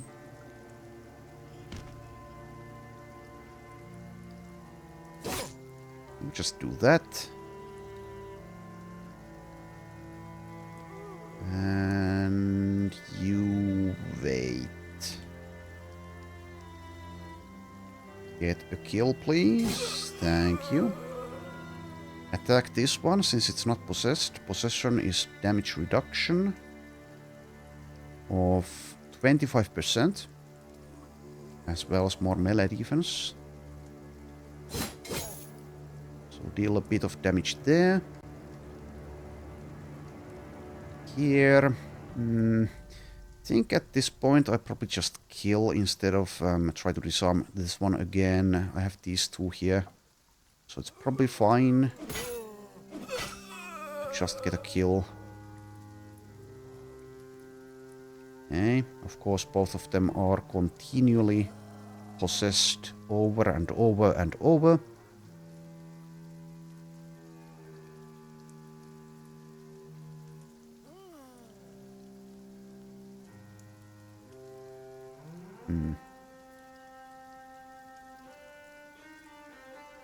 At this point, since this is still here, I don't want to step here to get Gerbold that inspiring presence, so instead step here.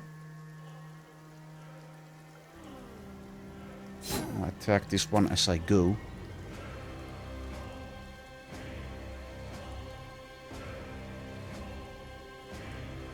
So Raymond here seems to have gotten the inspiring presence, so maybe I made a mistake reading this, understanding it, or the description itself is not accurate.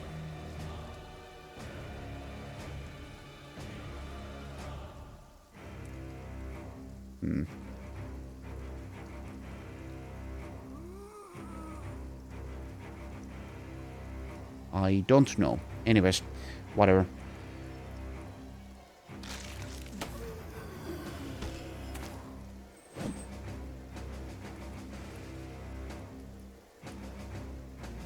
I push this guy. Oh, I can't. Never mind. Yeah, because of anchor. Okay. Yeah, makes sense.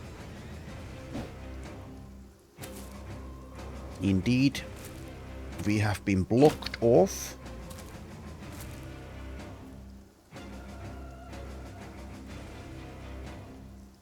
I can try to move again. This time, successfully, yes, but it takes so much fatigue. I can only move one tile and do nothing else. Something I should have realized, I guess.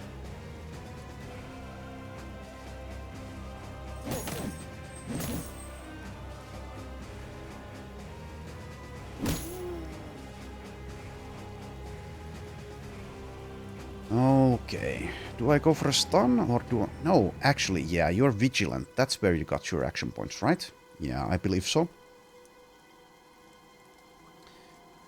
Anyways, do I try for a stun of 75%?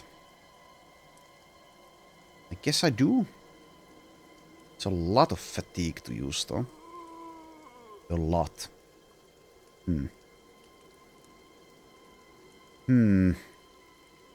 The days alone is pretty nice, though. 20% damage reduction. Well, that's basically the only thing we're getting. Now I'll just go for the damage, I think. And we can attack twice next round. If I conserve fatigue. Line breaker is still there. I can only use it on this target, though. Does it help? Don't really think so.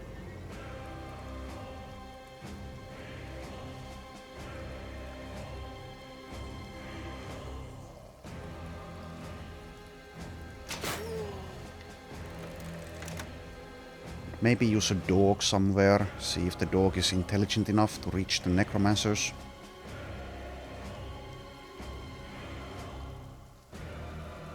Try to step away from this, but the shield's defenses are ignored because this is a flail. So instead, I think I just attack. Deal a bit of damage. And since we are also blocked by these obstacles, let's just try to get rid of this zombie here. And actually, Adalbert is seemingly faster than a possessed fallen soldier, so if I really wanted, I could go for the disarm now.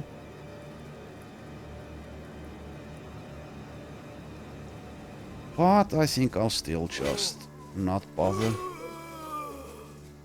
Could also decapitate the zombies, but I also don't think it matters here.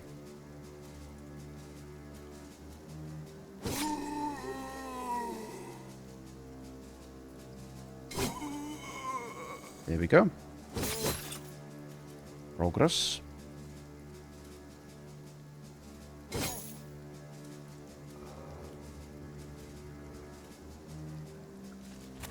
Rotation, huh? Interesting.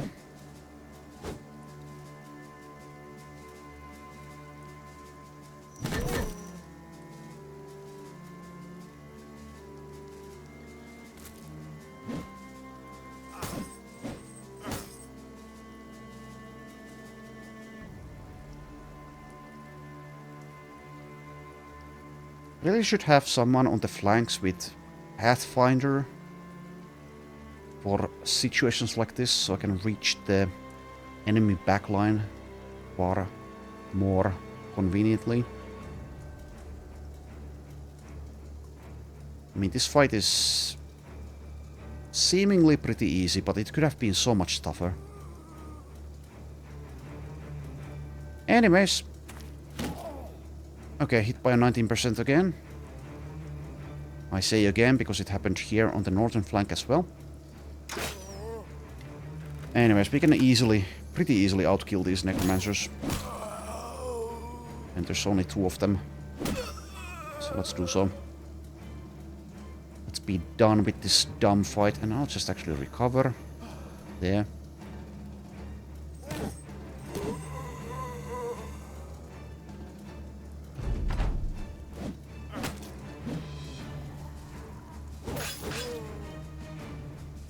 I do believe we could have also outkilled 3 Necros, but if the fallen soldiers had rolled with nastier weapons and also managed to score some hits here, it potentially could have been a disaster.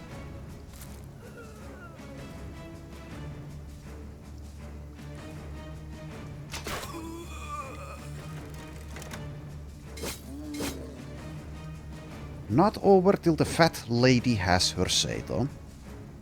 But it seems to be mostly over.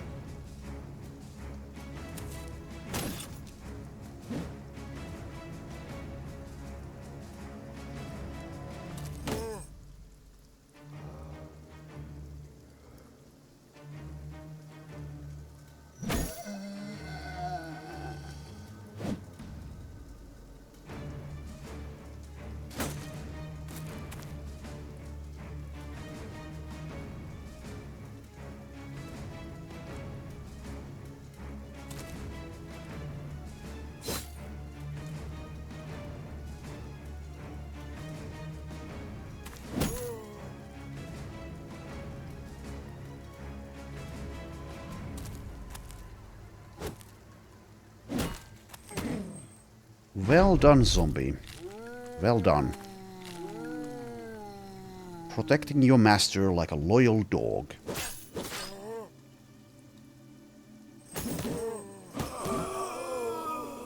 Two for 1. Or actually 2 for 2.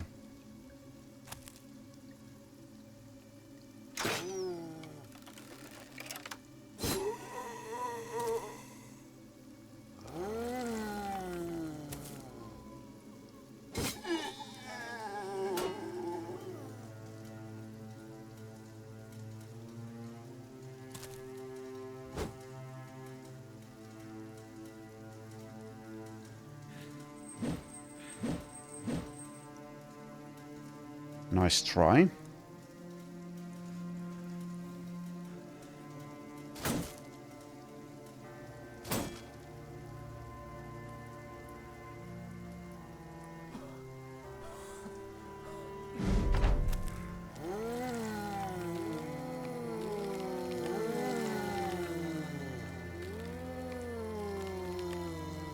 Oh, what the... Oh, this is this bug again.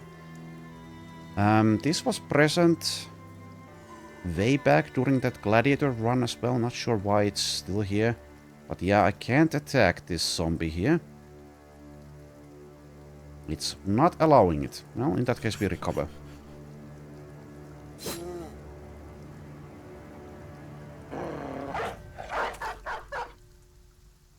Send the dog out.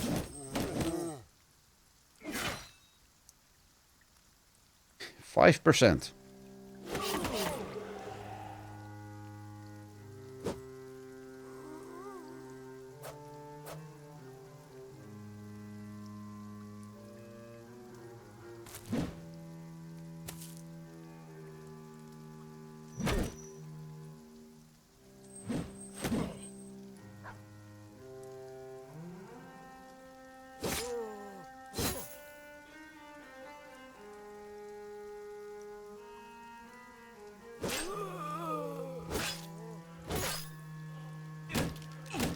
Ouch.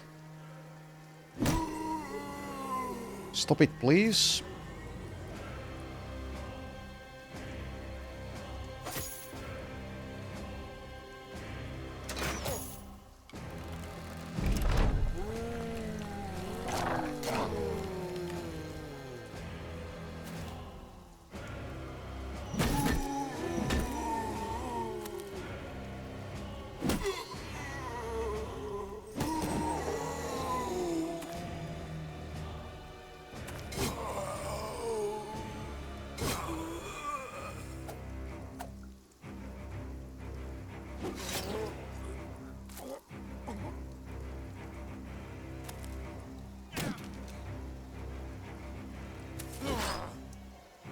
Nearly done.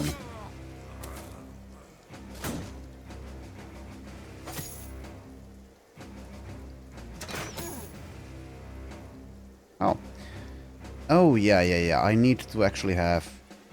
Whoops, I should have one additional quiver in the inventory. I don't.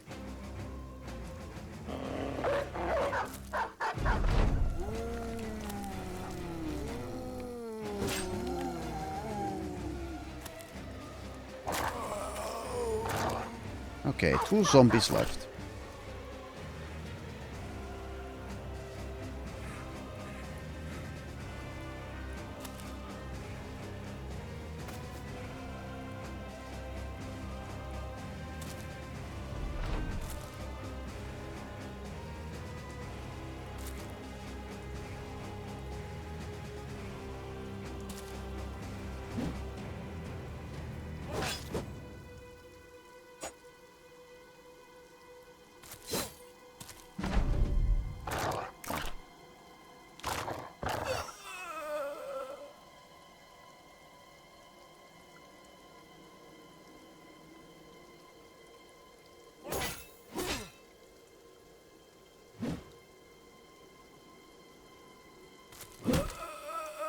There we go. Pretty good fight. Couple of levels. Very nice experience. It seems everyone got over 500. And Adalbert got 700 experience there. Loot is unspectacular though.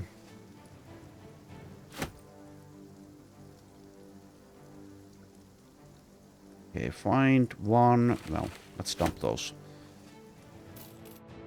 Okay, I think we now head again back to Luknistead to sell. Since the inventory is full. Anyways, level up for Ludger, who is level 9. Max rolls melee defense. Min rolls the melee skill. Instead takes hit points and initiative. And perk-wise, I am really unsure of what to do. Once again, I would prefer to go with a two-handed sword, but I haven't found any yet.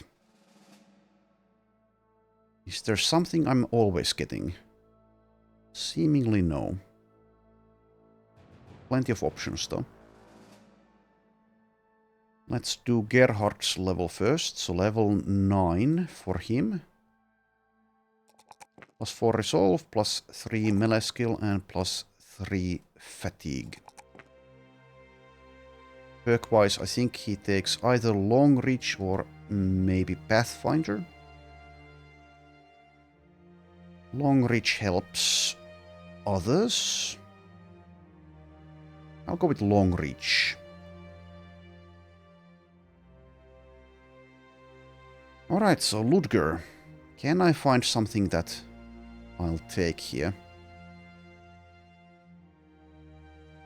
Overwhelm is an option. He is building around initiative. I don't want to commit to Engorge. I think that's probably not something I'll actually... Yeah, I'm not going with one-handed. I'm never going one-handed because I don't have access to Duelist.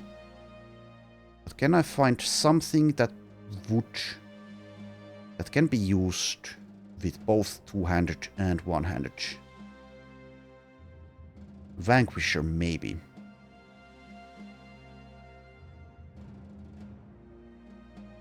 I don't think I'm taking rotation, but I'll leave it blue. How about just Colossus? Colossus is fine. He has only 76 hit points.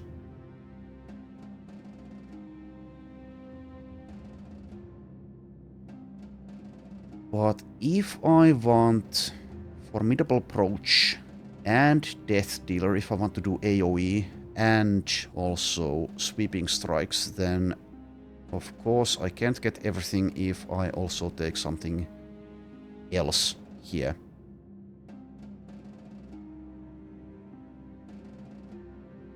I think since he has dodge, we probably try to focus on single target attacks for the most part.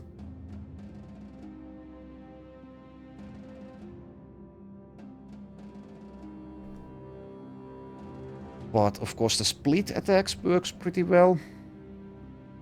And if you have dodge, then the AoE attacks are a pretty good way of clearing space for you to benefit from dodge.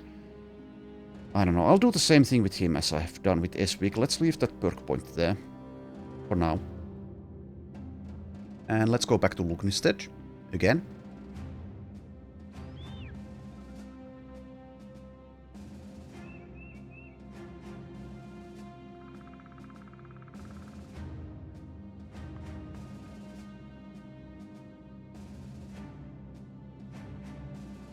Oh, this place is now far easier. Okay, they've spawned a patrol.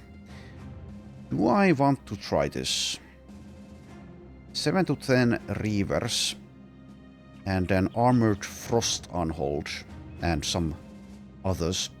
There might be a famed item, or even two.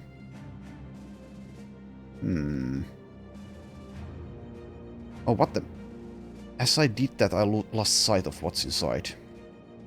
Let's get a bit closer, so I see. 7 to 10 Reavers is still no pushover, but I'm of course worried about the Frost Unhold. It's only one though, but it's armored. So that is rather nasty.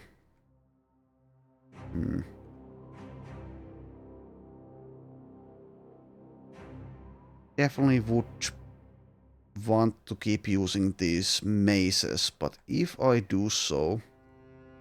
Some like Winrick might easily die, as he only has 4 melee defense. It's totally a different story in a fight like this than it was in that previous one. Don't have any hammers. Don't think I have one in the inventory either.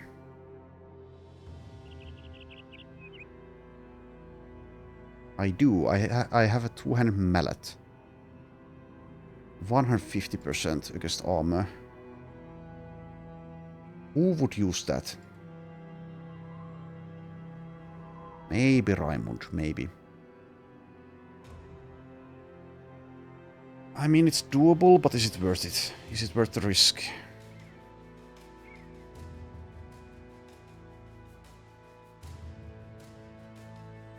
If the Reavers spawn with non-two-handed weapons, then this is far easier. If they also low roll the number of Reavers, this is far easier. If they didn't have that Frost Unhold, I would definitely go. Armor is damaged. That doesn't necessarily matter though, I can make switches. Inventory is full, that doesn't necessarily matter, but I could also go to Lugn instead, sell things and come back, and they probably would still have the same lineup.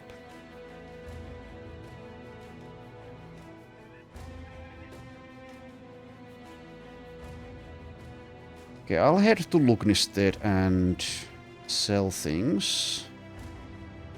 And think about what to do with this situation, this opportunity that has presented itself. Should I take said opportunity? I'll take a look at what these are, but if I'm going to do any of them, then probably later. Okay, so there's a delivery and a thief contract and a 3 skull something. Greenskins around Thunderstead. Where was Thunderstead? Yeah, it's where we were there. Probably don't bother with that. Let's wait for morning.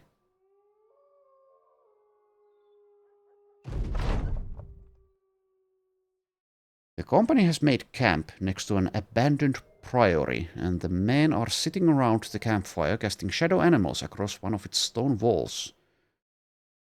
First a rabbit, then a panting dog, of course the bird, the head of a snake, and the little mouse for it to eat. One of the sellswords ponders what it is that these shadows get up to when they aren't looking. He holds his hands up, their shapes blackly set against the wall. I just mean we have these things following us everywhere we go. We toy with them, you know, and yet we don't really think much about it. I mean, look at this. What is this? He displays his hands wide, plopping 10 fat shadows against the wall. The men ponder. Hilmar, the cultist, is murmuring again. Hilmar the cultist leans toward the fire, his face almost touching the flames. The man glances at him as his eyes go wide, the wetness drying and peeling back until blood veins grow fat on the white. He leans back. Shadows are but ambassadors of the greater dark. The campfire crackles and the man's shadow blossoms against the priory wall, and for a moment the company sees something else in that black, something twisted and leaning in, an entity not at all at the behest of Hilmar's shape. As the fires die down, the shadow cuts to pieces and draws away into the greater night, and only the cultist's own shadowed self remains, flickering uncertainly against the priory walls. Okay, well, that seems to have gotten everyone in a happy mood. Apart from Helmer, who gets dissatisfied. Strange shadows for a strange night. Anyways, I will leave this episode here, so I'll sell things and buy tools, etc., etc. And also think about whether to attempt this place. It's a bit of a 50-50, I think. Should I try it or not? It's most likely a win, yeah, but is it worth the potential casualties as we try to get through the armored Anholt's armor and then its hit points? I don't know. Before I end here, let's take a quick look here. Okay, no recruits that I care about, I don't think. So let's leave it here. Thanks for watching, and I shall see you next time.